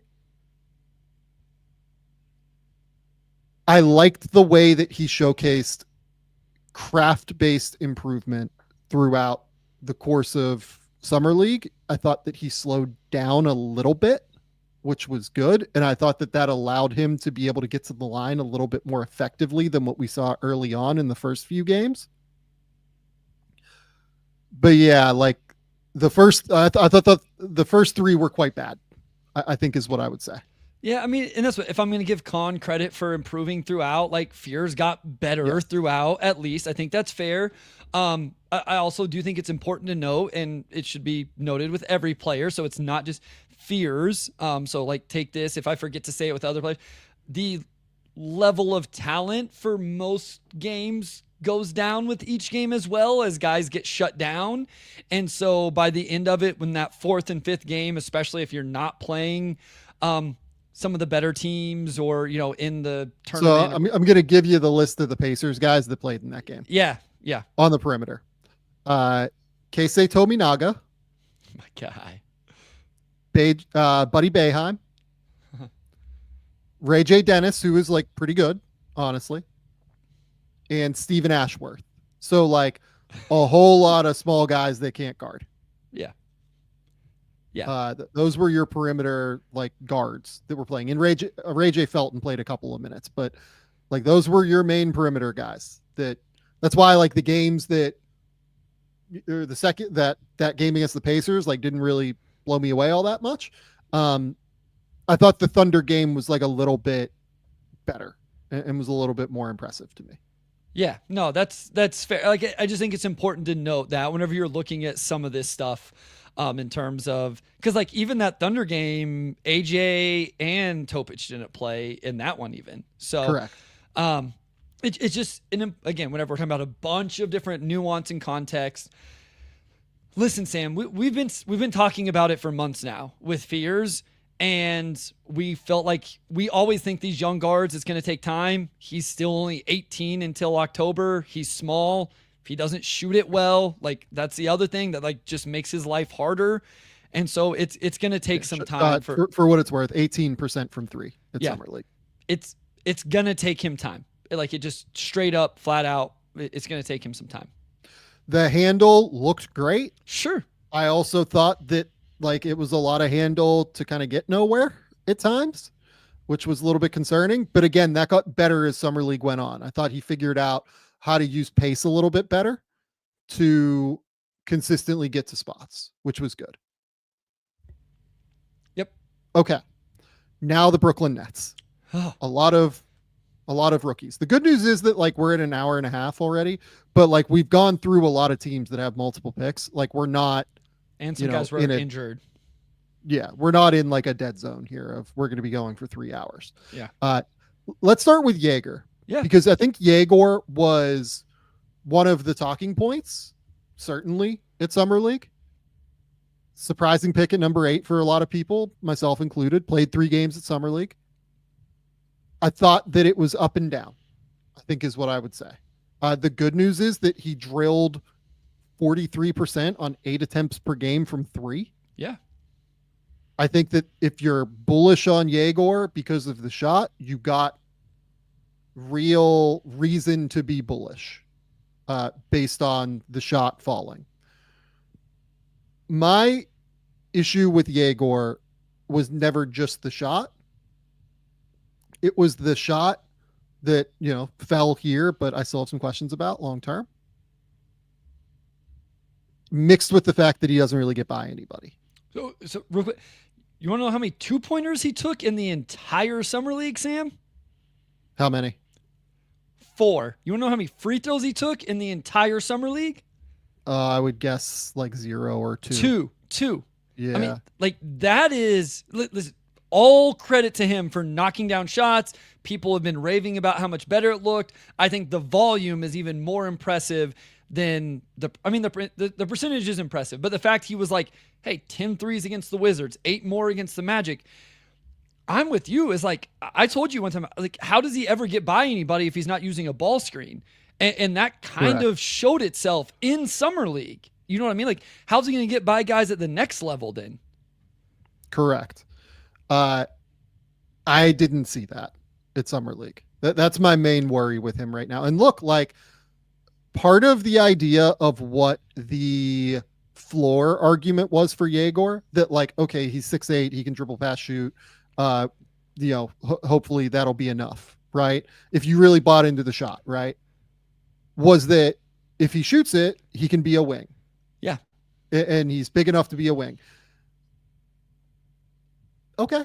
I'll hear it out. He's a great passer. Like we did see some of the like quick decision-making passing at times, but He averaged 1.3 assists per game at Summer League because, again, he just couldn't get by anybody. And my worry is that, like, he's just not going to be able to actualize the passing in the way that we want him to, despite the fact that he has this amazing vision, which is incredibly, incredibly real, in my opinion. And by the way, like, the other piece of this is he played with bigs who space as well. Like, 2 of them. Yeah. Danny Wolf and Drew Timme, like, those are guys that, like, teams guarded out there for the most part. Timme was fucking amazing at Summer League. Like, did he make an all Summer League team? It's interesting. Did he? I'm trying. I don't know if he did, but he like, wasn't first team. This will be one of those times where maybe, we dip into tomorrow's show. I thought Timme was the best, like, offensive big I saw at Summer League, just point blank. Oh, Timmy was fucking unbelievable. We really have a all summer league snub. We have an all summer league team snub in Drew Timme. Drew Timme was so fucking good at summer league, guys. Yeah, this is wow. Timme had 22, 30, and 24. We'll talk about him tomorrow, but I thought he was so good. I thought him and Flip, like, they were the two guys, and I thought he was, like, a little bit more efficient than Flip. Yeah, like, it was awesome. He was so good. Regardless, Egor is going to be really interesting because the fact that he couldn't get by anybody when, like, I don't know, like, their spacing wasn't great because, like, look, we'll talk about Danny Wolf next because this is my, like, big thing with Wolf, right? If you're going to draft Danny Wolf, you need to draft him with, like, a very specific plan. Yep. Right. You need to use him in short rolls. You need to use him in, scenarios where he's a ball handler. You need to let him grab and go on the break. You need to let him do things like that. The first 2 games, which, I was there for the Nets, they just kind of sat him in the corner. And I understand why they did it because he was their best, like, sit in the corner option on that team. Right. So you look at who was out there on the court. It was, guys like TJ Bamba, and it was, Grant Nelson, and it was Ben Saraf, and it was Nolan Traore, and obviously Timme, right? Like, and they were trying to give Demin the ball, right? Tyson Etienne, like, Etienne should have been the corner guy, honestly. Correct. But yeah. That's a different conversation. I felt like Etienne's minutes didn't, like, overlap a lot with Wolf's for what it's worth, for whatever reason. But regardless, in the minutes where it was like Danny Wolf, one of Traore or Saraf, Demin, and Timme, right? And, like, Tosan was out there. Like, Danny Wolf is probably the best shooter of that group right now, other than Demin, and they were trying to play Demin on the ball. So I just don't know what, like, they didn't really have an option other than playing him in the corner, but it's not the best to get out of him to play in the corner. Like, it was just very weird. It was hard to do and hard to figure out, like, how to manage all of that. I mean, it was the argument on draft night. You drafted 3 guys that, like, kind of need to play with the ball in their hands as guards.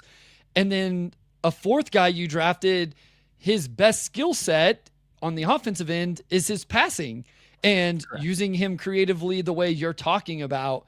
And it's just really hard to do that with 4 different players.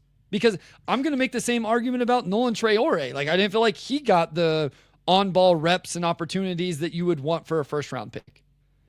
And Danny Wolf in the 3rd game was much better. I thought, like, just looked drastically better against the Magic. That was a game where Drew Timme did not play. So he got to play the center in that game. And it just looked a lot cleaner, right? He led the team in scoring. He had 18 points. He had 6 rebounds. He had 4 assists. We got to see some of the, like, real vision for what Danny Wolf can be. But, it's going to be tricky because they have to have a real plan for him. And I just worry about the plan in Brooklyn right now in general. Yeah, it'll be interesting. We talked about it from the very start. He's an interesting skill set, and he needs to go to a creative basketball team.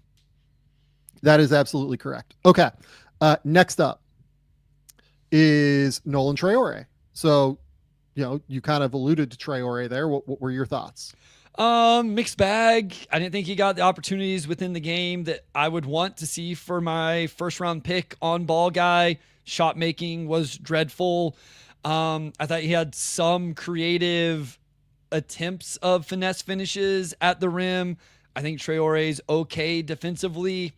Yeah, like I think that was kind of it. Like I wanted more. I wanted to see more. I wanted more minutes, more on-ball opportunities. Like I'm beating a dead horse at this point with this conversation, but that's where I landed on Traore. I thought Nolan looked pretty good in the first game against the Thunder, and I thought it kind of went downhill a little bit from there. The handle looked good. He dealt with like ball pressure a little bit better than what I thought their other guards did, just because his handle's a little bit better. Does just need to figure out the final product at the end of the day, like his finishing and scoring at the rim and shooting. Like none of that's really there right now. Yep. And then the final one would be Saraf, and again, like Saraf really struggled. I thought like really didn't shoot it well. Like Saraf, I will say this too: Saraf and Traore. Saraf a little bit more than Traore because Saraf played literally until like draft night. I'm like a little bit more willing to give those guys the benefit of the doubt because their season has just been incredibly long and incredibly taxing, right? And I'll bring it up with Essengay when we get to him with Chicago, right? Like they have been playing forever, it feels like. And I didn't think Saraf looked particularly good.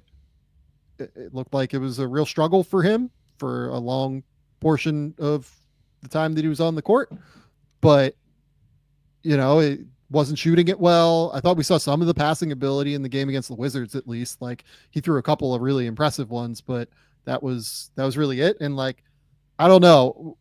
I think my overall takeaway with the four Nets guys was I'm not sure any of these guys are NBA rotation players right now, and they're going to be thrust into that like very early on. Yeah, I mean, that's an interesting point with Saraf. His last game was on June 26th, and he played 60 games this year, where a lot of these college guys played 30. Bryce, I'm honestly surprised it was as low as 60. I thought it was going to be more. I thought it was going to be as well. I'm going to double check to make sure they added all up. 24, 20, 60 is what it says. 60. Yeah. Yeah. But I mean, that's not like, that's just a couple weeks from a 60 game season. And he was playing playoff basketball, like playoff series basketball, where it's like, I'm sure it's somewhat similar to the NBA where it gets super intense and all of that. I thought he showed the ability to create advantages. That's what I like. That's what I've always held on to with Saraf. But, he drew fouls a little bit, got to the free throw line 4.5 times. He just didn't shoot. Like the catch and shoot looked like bad, looked awful. Yes. He did show some of the passing. I actually think I'm with you, Sam, in terms of like which one of these guys, and this is okay for Brooklyn, but it's like, can you play? And I don't know that Drake Powell and his offensive limitations is going to be that much more ready to be an NBA rotation. How many of these guys are you going to give minutes to? Like they need a really, they need a really good plan to draft 5 first-round picks, as much on ball, as much not NBA ready as all of these guys are. It's going to be a fascinating test case in player development for the Brooklyn Nets. Yeah, that's where I'm at. Okay. Next, let's go to the Toronto Raptors and Collin Murray-Boyles. Murray-Boyles, what was he dealing with? An ankle injury, if I remember correctly? Something, yeah. Missed a few games. And missed a couple of the games. 2. Yep. 1 or 2. Yeah, I can't remember which. Think it might have been 1, thinking back on it. He played 4, so yeah, they played 5 in the end, right? Because they lost to the Kings in the semi-finals. Yes. Yep, that's right. So looked really tentative the first game, I thought. Got more consistently settled in the second game. Looked, I thought, like amazing in the third game against the Nuggets. I thought he was awesome in that game. And then finally in the fourth game, I thought that against the Kings, he was really good on defense. And I thought he was really good on defense in the final 3 games, particularly. In the first game, there was a lot of fouling issues. It was a struggle. He really was handsy, and I was worried he was going to foul out. I was watching that game with a friend of mine. Shout out Katie Heindel, who is, one of the great writers in the basketball industry right now, and was somewhat concerned he was going to foul out. But what my overall impression is he looked great on defense, and he looked great in the ways that we expected him to look great at Summer League after that first initial game where he's clearly getting his feet up under him. Yeah, I mean, I think he's going to fit right into what at least their Summer League strategy was.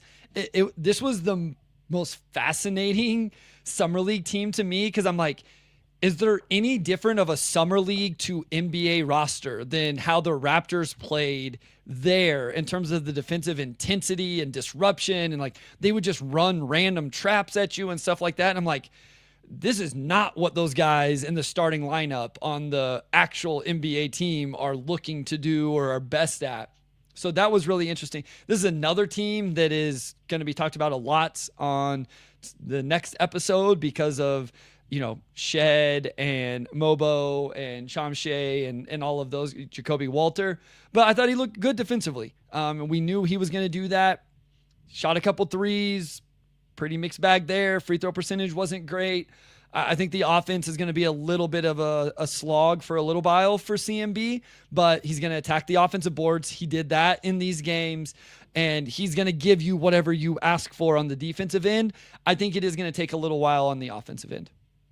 Completely. I think he's like more of a 5 right now on offense. And he played a lot of 4 in the games I saw because they have so much size with Castleton and Shamshay, and then like Mobo was having to play all of his minutes at the 4 even, I feel like.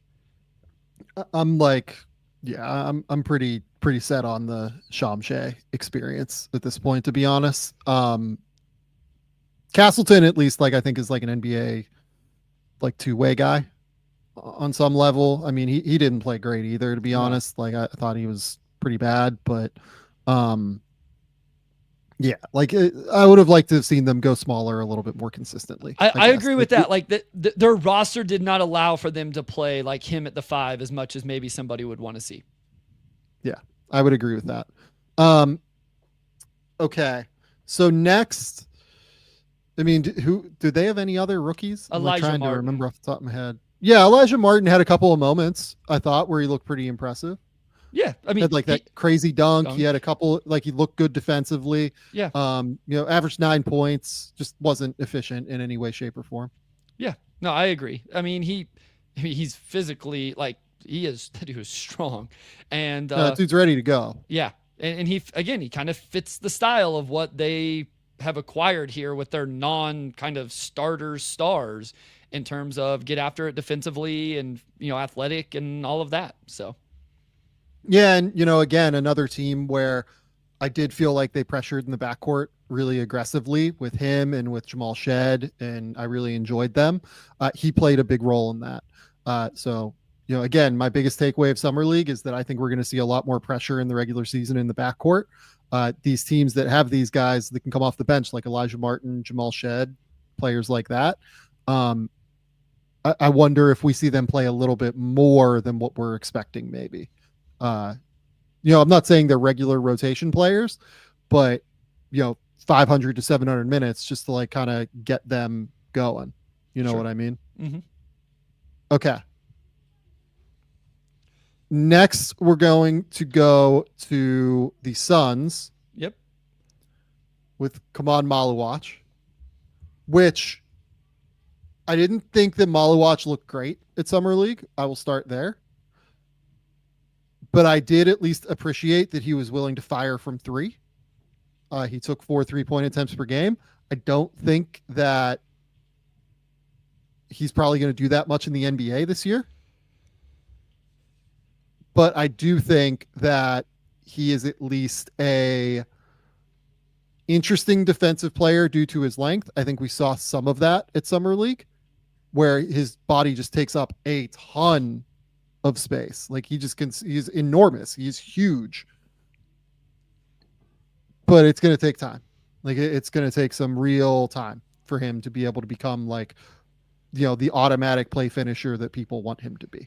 Yeah, when I walked into Thomas and Mack, they were playing whatever day it was, and you kind of know where the media section is. So you're not like right there, but even from up, in the middle section of the arena or whatever, I was like, man, he is huge. Like it just stood an out. Enormous human. Like there's in a game full of enormous humans in general, above average humans at the very least, people like him.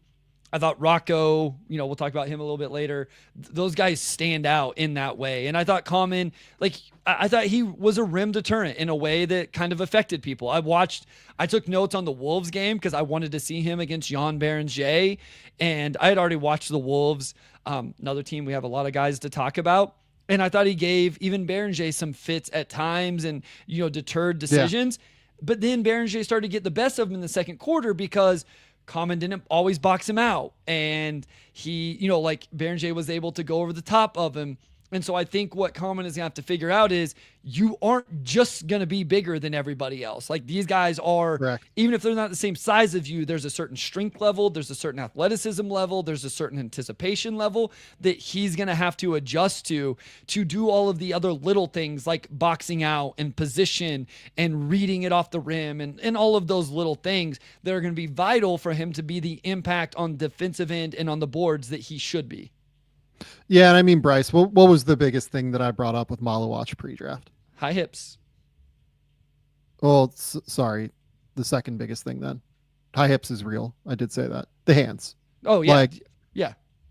His hands were just not there. And I really worry about the reactivity of his hands in terms of being able to go up and rebound and go up and consistently catch things that aren't right, in front of his face at the rim, right? So I am very worried about his reactivity in terms of hand-eye coordination too. Yeah. And this did not change that for me, make me feel better in any way, shape, or form. To me, he is definitely an NBA player. I will say that, guys that are this big, this long, that have potential to impact the game defensively in the way that he does, they just don't really fail at the end of the day. And he's a hard worker. He's a really great kid. I just worry that it's not going to go as smoothly as what people think with him being a top 10 pick that he was. I think it's going to take some time. The guy that was really impressive for Phoenix, I thought, was Koby Brea. Yeah.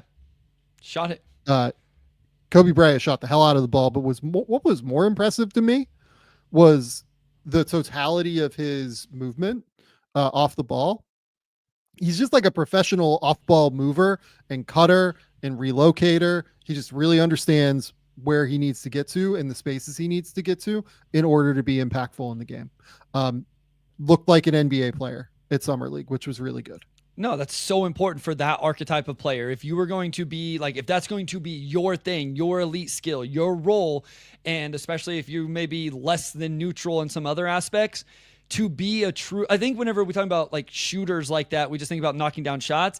To truly be elite in that role, you have to relocate, understand, and not just simple lifts. Everybody knows to lift to the wing off a middle ball screen on the weak side. Everybody, but hammer to the corner on a baseline drive or run to a certain spot in transition or, subtle movements into open passing windows. Guys like Koby Brea, that's how they find their open shots because people don't easily leave them and just allow them to get those. Yeah, just a monster shooter at the end of the day, but we knew that. We've talked about the fact that he's a legitimately historically relevant shooter within the context of college basketball over the last 2 decades. 19 points in the first game, 15 points in the second game. It was more the cutting and movement to me that stood out though, as opposed to the just pure shooting and, movement shooting from 3 and everything like that. Yep. Okay, number 11 now is Cedric Howard. That is the Memphis Grizzlies. Cedric Howard did not play at Summer League. They had some rookies that played, if I remember correctly, though. Did you have notes on the Grizzlies? We have Cam, Gigi. I didn't Javon Small, I guess. I did not have notes on Small. Yeah, Small played okay for one of the games I saw. I thought he was really impressive in one of the games. Oh, Meshack was who I wanted to talk about. Okay. Of course I want to talk about Jemai Meshack. Of course you do. We'll go brief on this because it is what it is.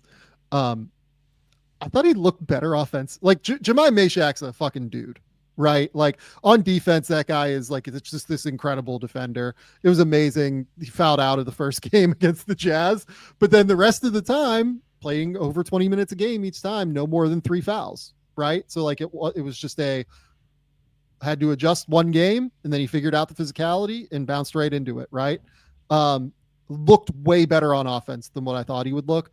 The passing, the playmaking looked way better. The movement just looked better. I thought like he understood where to go on offense. He's like an unbelievable kid character-wise. Anybody that you talk to will just go out of their way to be so excited to tell you how great of a kid Jemai Mashak is. Part of the reason I really liked him. Yeah, I mean, I kind of think he's a hit, Bryce. I'm not going to lie to you. I'm not sitting here saying it's like a massive hit, but like, I think he might be something. I mean, of course, Memphis would find him. But yeah, I mean, we've said it. You said it. If he figures out how to offense, then it's a real NBA rotation player because the defense is that level. I fucking love him. He's my guy, man. He is absolutely like, they do this every year.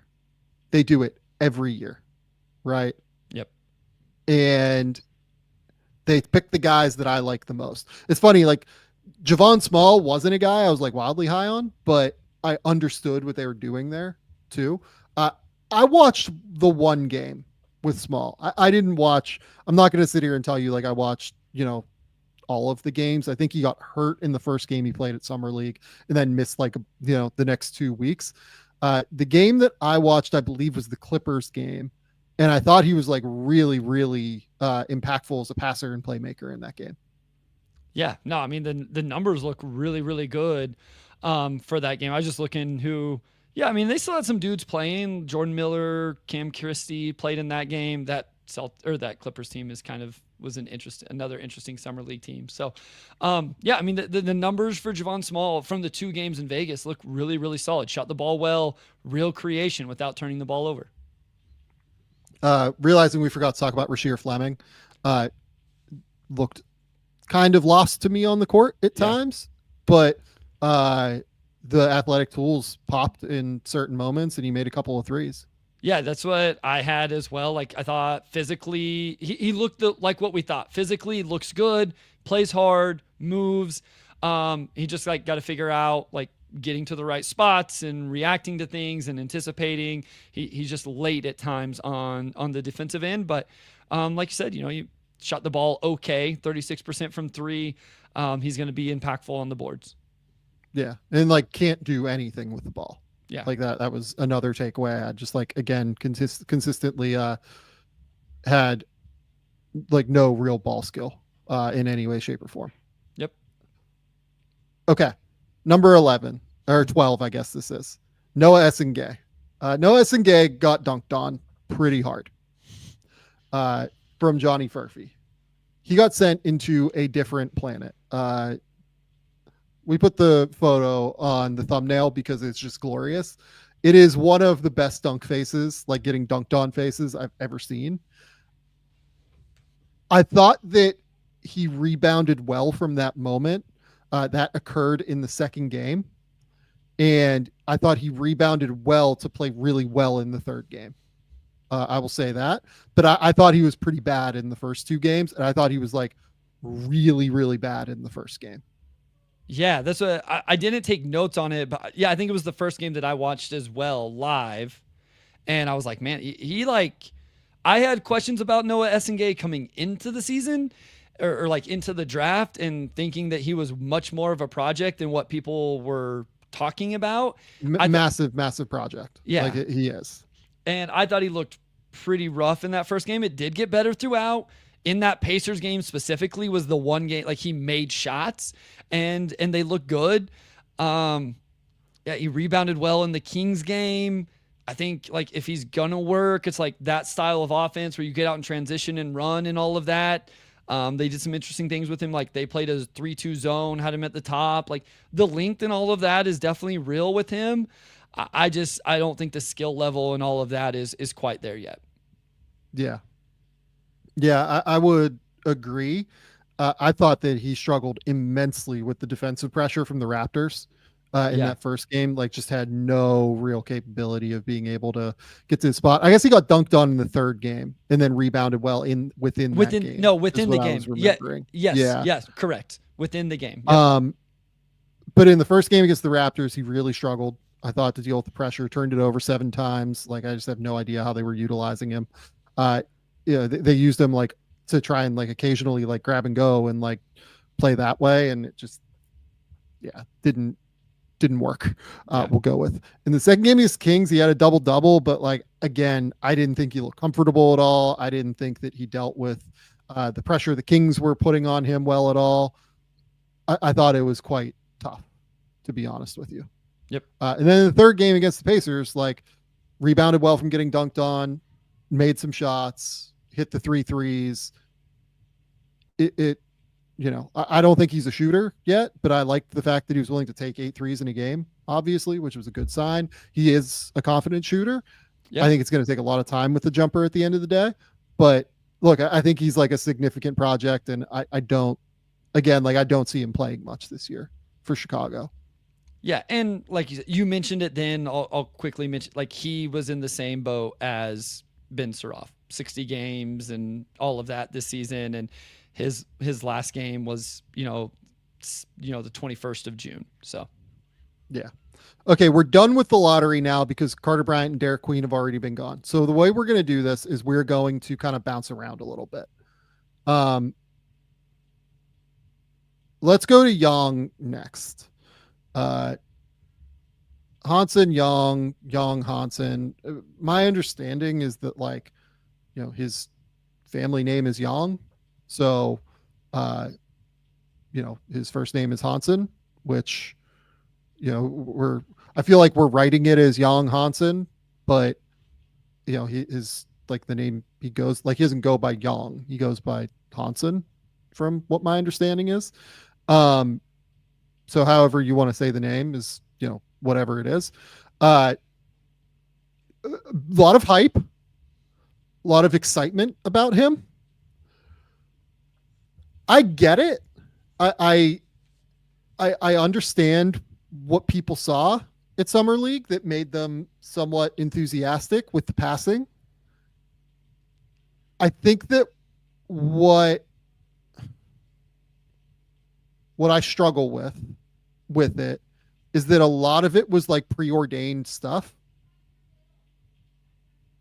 where he's just like catching at the top and then like making, the pass, and, not every big can do that. And it's really impressive, but a lot of it wasn't like reading and reacting to plays like he'll have to do like in real NBA games. Like, it was, these are set plays that we are running for him to get him rolling. I didn't see much as a scorer, to be honest with you, that like got me excited as it refers to real NBA games. I thought that he like scored semi effectively around the rim, but still only shot 45% from the field. Did make the 3 threes in the Pelicans game, which was really good, but he's just not a shooter yet. So I'm a little bit concerned. I really didn't like the defense. I thought that he was like completely non-physical at the rim. I thought that he really struggled to deal with any sort of bumps, to be honest. I thought that he fouled like a little bit aggressively. And then on offense, again, like the turnovers were really rough. I thought like he turned the ball over like crazy. Like, people were complaining about Danny Wolf's turnovers. Like, I thought his were just as bad. I don't know. Like, I saw the reasons for excitement, but I am concerned that not much of this translates to an actual NBA court. So I agree with most of that, maybe all of it. I find myself, and I'm trying to like, okay, am I just like looking for reasons to be like justify me not agreeing with him being the number 16th pick or whatever? But I found myself with some of his passes that people are just like, oh my gosh, this is incredible. I'm like, okay, this is my thing. If he wasn't pegged the Chinese Jokic, would that be on Twitter right now? if Ryan Kalkbrenner would have made that pass, or, who, like, there was just some of them I'm like, okay, that was a good pass. It was a good pass. It kind of was just your run-of-the-mill backdoor pass from the top of the key that, to your point, not every big can make, but is it just like, oh my gosh, this is unbelievable type of stuff? Are there some of those? Sure. But I just feel like because now the reputation is this incredible passer, we go a little overboard with every single pass he makes. And then I have the same concerns, like, how much, even if he is incredible, does it matter if he can't score at a certain level? Like, what is the threshold for the scoring? And then, I mean, I was sitting there with our friends from Saturday Slam and Jam and our guy Alex Spears, and like, there was some bad defensive stuff. And it was like, I'm nervous with the movement on that end of the floor and what that's going to look like. I saw nothing on that side of the court that gives me hope. Yeah. Right. So, I mean, like, beyond what I saw, in the CBA, like, I did not think he moved well at all at Summer League. And I thought the physicality at the rim, like, he had some block shots. Like, I think he was like a pretty high end, shot blocker statistically at Summer League. But I mean, like, if you went into his chest, like, he was just going backward every single time. Yeah. So I'm going to see how it plays out, because I really like the jumper was interesting. Like you said, that, like, he made 3 in the one game. Yeah, I feel like I'm pushing back a little bit because the hype has gotten so strong, but I understand where people get excited about it. I understand where some of the stuff can translate. I'm just interested then to see, like, how impactful does this end up being? And ultimately, like, I feel like he's going to be a backup center, and that's what he should be. And, behind Klingon, but we'll see. Yeah. I don't expect him to play much this year is where I'm at. Like, I'm expecting that this year he will spend a lot of time in the G League. Part of that is that they have Rob Williams. Yeah. He will play when Rob, like, misses games for sure. I would expect, because, like, Rob will play 40 games or whatever. Like, that's just the reality of the Rob Williams experience. But, like, to anybody suggesting that he's a better prospect than Klingon is, like, out of their mind, I think. Donovan Klingon was, like, an incredible defender last year. And he does the big things really well. Young does not really do a whole lot of the big things super well yet, from what I saw. Yeah. I will, but, like, to give him credit, right? Like, a few of the passes from the top of the key, like, you could see him go through progressions. Sure. Like, in ways that were exciting. And here's the other piece of playing with a big like Young, right? I thought that it was infectious in the way that guys around him played, right? It fostered real off-ball movement. Like, Rayon Rupert would dive to the rim every time he was at the top of the key, knowing that he might get fed. Like, he genuinely might actually get the pass. You know what I mean? Those guys, like, really, really were willing to dive all the way to the rim, knowing that they might get, like, rewarded for their efforts to cut to the basket. Right. And that's infectious, and that promotes ball movement. And that's, like, really, really positive, at a high level. That's fair. That's a good point. That knowing you have somebody that is that, and I don't want to diminish his passing. He's obviously a high level passer. Like, he very much is, especially for a big. And having that, if it fosters that type of environment, there is value beyond just the assist numbers. That's a very fair point, Mm-hmm. a very good point in terms of ball movement and player movement. Yep, I would agree. Okay. Let's go to Baron J next. Okay. I think that's the guy I want to talk about. And then we have 2 other guys that, like, I really want to get to, and then maybe we'll, like, kind of call it there. I thought Baron J was phenomenal in the first game. Yeah. That would probably be in my, top 5 to 10 best games I saw from a rookie at Summer League, maybe in the top 5. 11 points, 8 rebounds, 6 blocks, and just, like, completely fucking owned Derik Queen. Like, Derik Queen had absolutely no shot. Eve Missy, like, had very little ability to deal with him. Missy goes 5 of 14 from the field, Derik Queen goes 5 of 9, but I felt like against Berenjay, it was drastically worse. Berenjay was fantastic in that game.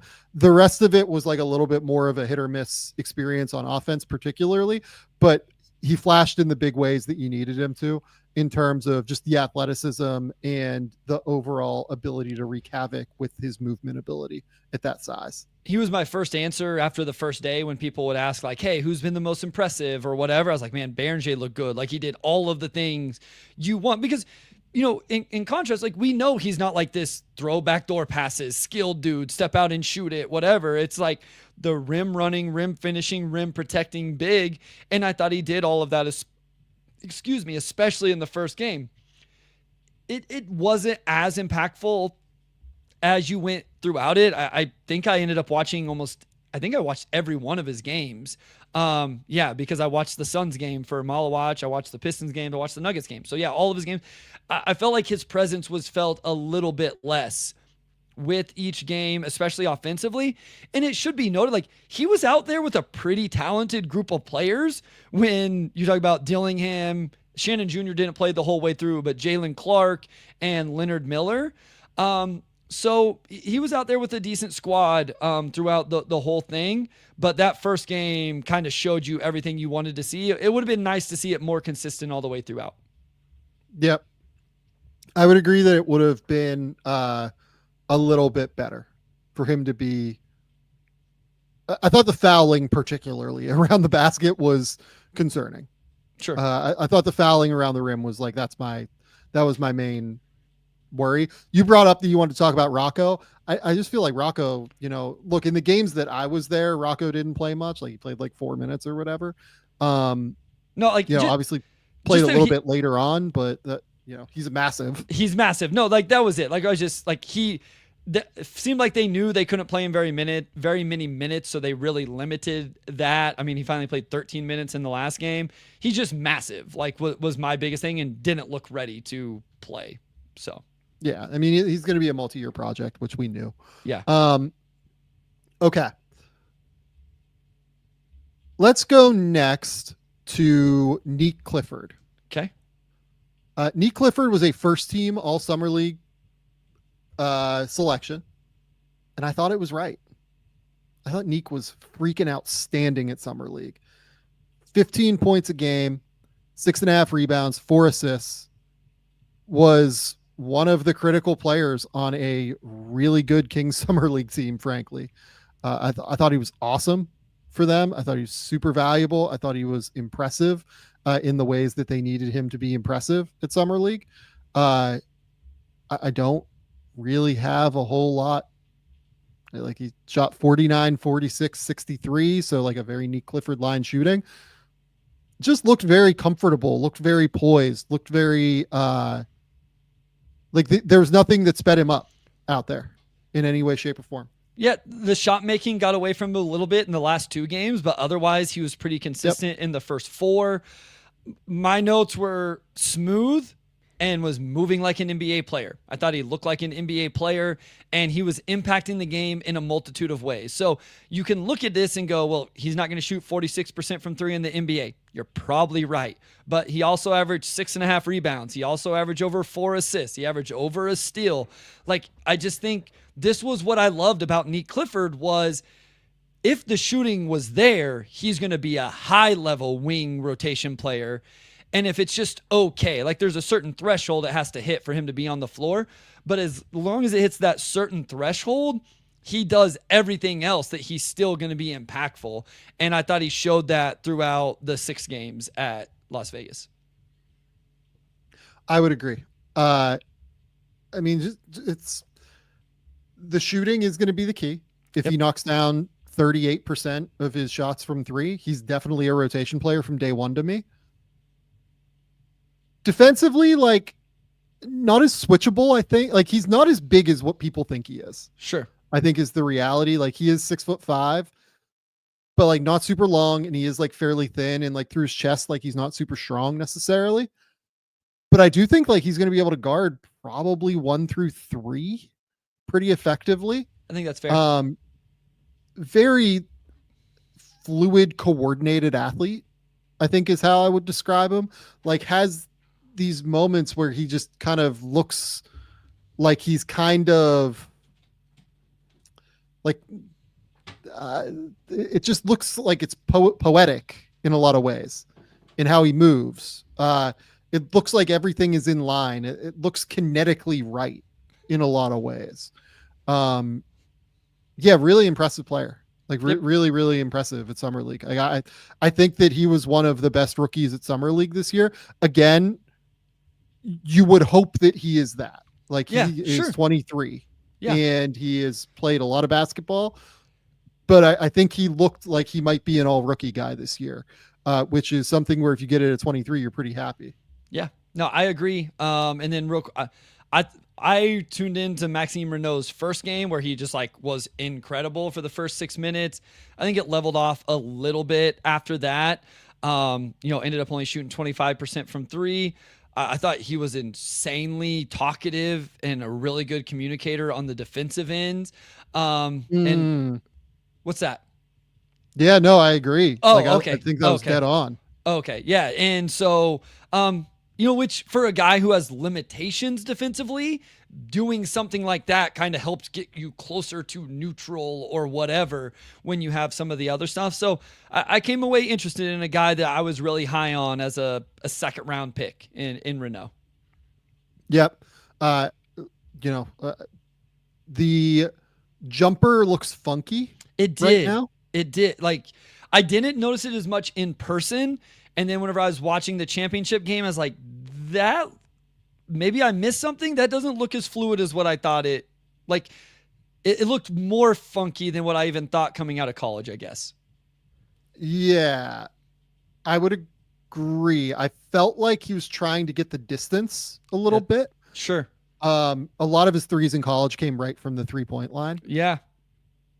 I felt like he was like really like pushing and like elevating it to like go higher in a lot of ways. It was a weird look on the shot, but like he's always had a funky shot. Like that, it's not new that the shot is funky. He has exacerbated the funkiness of the shot. And look, like with Neek, I think that what's always been so impressive to me with Neek is the way that his game flows together, like upon itself, right? Knows how to move without the ball, good at getting his advantages, good at attacking downhill and then making a pass, or just getting to the rim and being able to finish intelligently at the basket. It's a game where like you can almost find flaws in every single like individual skill that he has, but because of the way that it all flows together, like kinetically, and how he's really smart at picking his spots, and because he's like a great rebounder and does all the other things, it all just kind of works together. You know what I'm saying? Yeah, no, it makes sense. Like there's a fluidity and a connectivity to how he plays the game. I would agree. Yeah.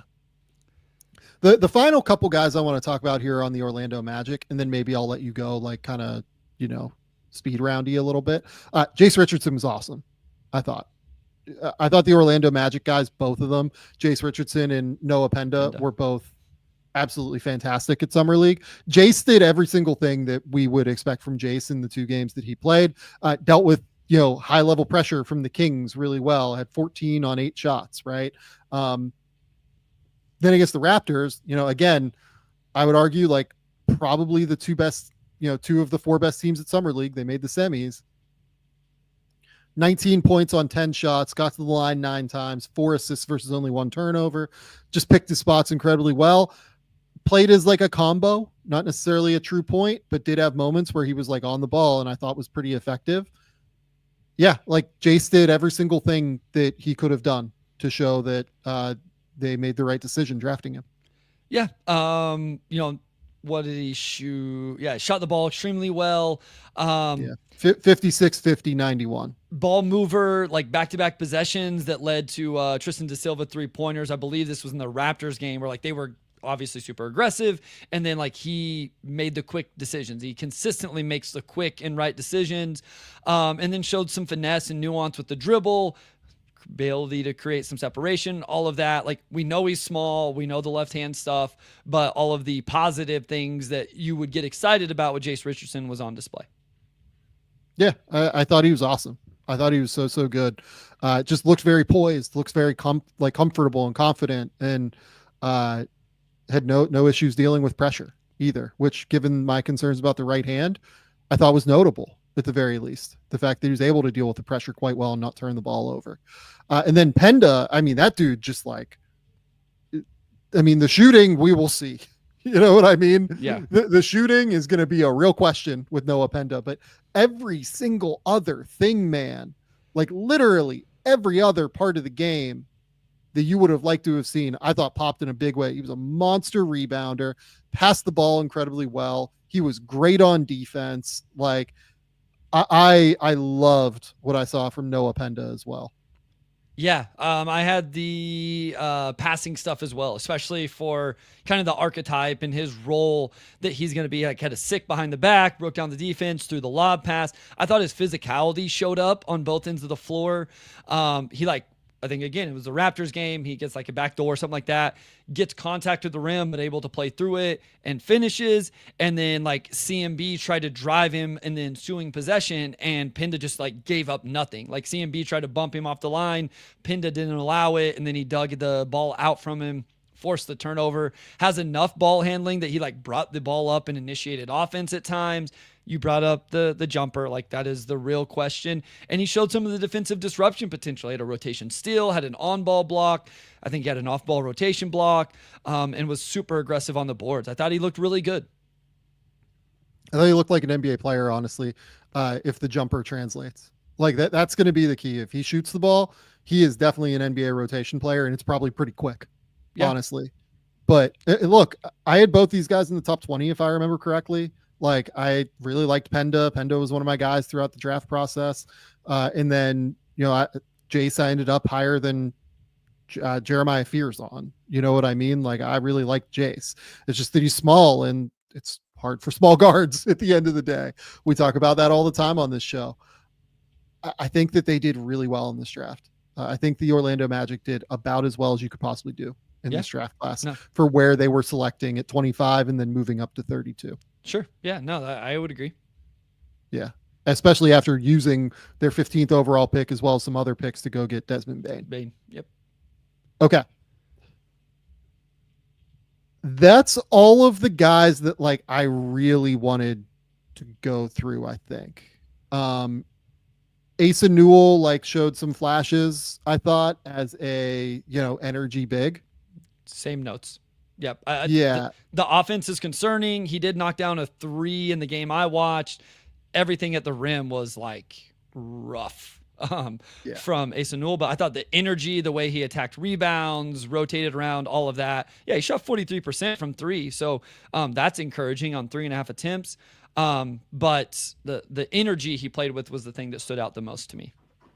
Yeah, like I think he has a chance to be a rotation player for them at some point. It's just going to be I don't know that I'm convinced that it's this year.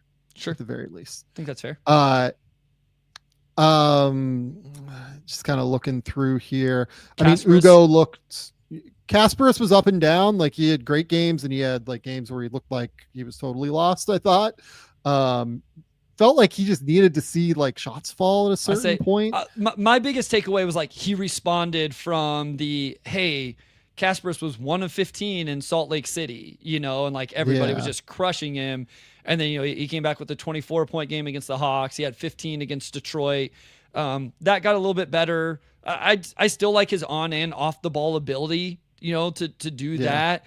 So yeah, I mean, it got better, I guess is why I wanted to at least bring him up.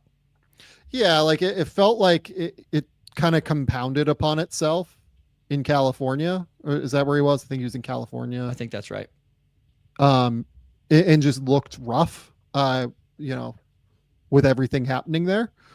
And then got to Vegas and just like looked great against the Hawks. I thought he was awesome in that game against the Hawks, and then was like not great in the game against the Cavs. I watched that game, and then I didn't watch the Pistons game, so I can't really even comment on that. Yeah, he was okay. Yep. Ugo, looked, again, energetic, physical, athletic, really aggressive and athletic on defense. You could see the way that it works. Also, you could see the ways that it would fall apart a little bit in terms of just his offensive game. Again, a project that I think is going to take some time. Yep. Same notes for me in terms of that. Like I was always impressed with his size, athleticism, energy. Has to learn to control the energy, harness it into positive play on both ends, and make shots. Yep. Let's see here. Oh, I know who we have to talk about. We got to talk about the icon. Another guy that I was higher on than I think the entire draft community. I will take a victory lap on Brooks Barnhizer already, right now. Brooks Barnhizer is a fucking dude, Bryce. Dude is a tank. He's physical. He's strong. He's a great defender. I mean, that's a hit. I think for Oklahoma City at 44, it's like right where I had him. But I think I was the highest in the public community, and that dude can play, man. Yeah, no, I mean, he filled up the box score. The jumper is, but he rebounds. Oh, it's bad, Bryce. The jumper is a catastrophe. But oh my God, does he do literally everything else on the court? He does, and that dude is strong, man. Like he is defensive built disruption. like an absolute Mack truck. Yeah, it's He's unreal. like 235 pounds and is physical and is all over the place. Yep, he played well. He did well for himself in summer league. Did a good job. Yep.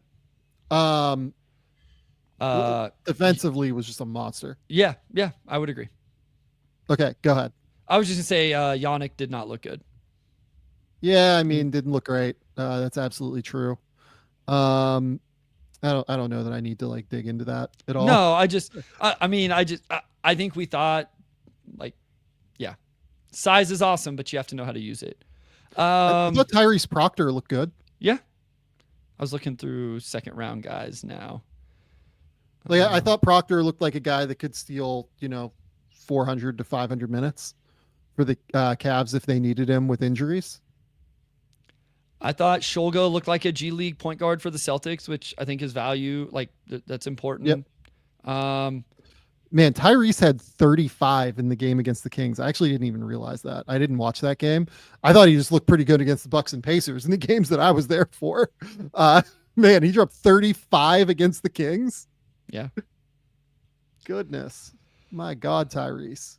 Chaz Lanier for Detroit was okay. Yeah. It was, he made wide open shots. He missed contested shots. So. Yep. I think that we can call it there.